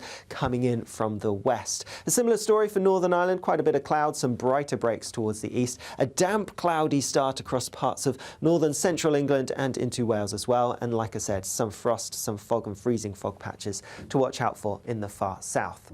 As we go through the day tomorrow, we are going to have the best of the sunshine across south-southwest England and also eastern parts of Scotland, perhaps northeast England. Otherwise, it's looking fairly cloudy, and where the clouds thick enough, there will be some drizzly rain, particularly across central parts of the UK. Temperatures, well, a little bit above average for the time of year, especially towards the north, a little bit chillier further south.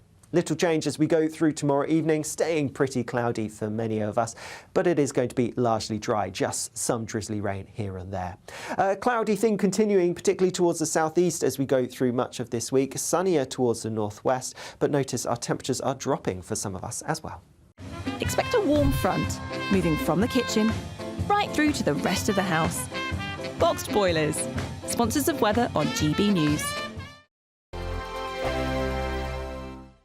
Don't Don't miss your chance to win our biggest cash prize ever, an incredible £50,000. That's tax-free cash to spend on anything you like this year. What would you spend it on? £50,000 could buy those treats you've always dreamed of having. And just one entry into the Great British Giveaway really could make £50,000 cash all yours. For another chance to win, text cash to 63232. One entry costs £2 plus one standard network rate message. Or text bonus to 63232. 5 entries cost £5 plus one standard network rate message. Go to gbnews.com/win. Entries start from just £2. You can call 0903 681 3232. Calls cost £2 plus your network access charge. Or post your name and number to GB10 PO Box 8690 Derby DE1 9TT. UK only. Entrance must be 18 or over. Lines close at 6 p.m. on the 31st of January. Please check the closing time if listening or watching on demand. Good luck. Britain's newsroom. Weekday mornings from 9:30. Mr. Motivator, he joins us now. Mr. Motivator, a very happy new year to you. Thank you so much for joining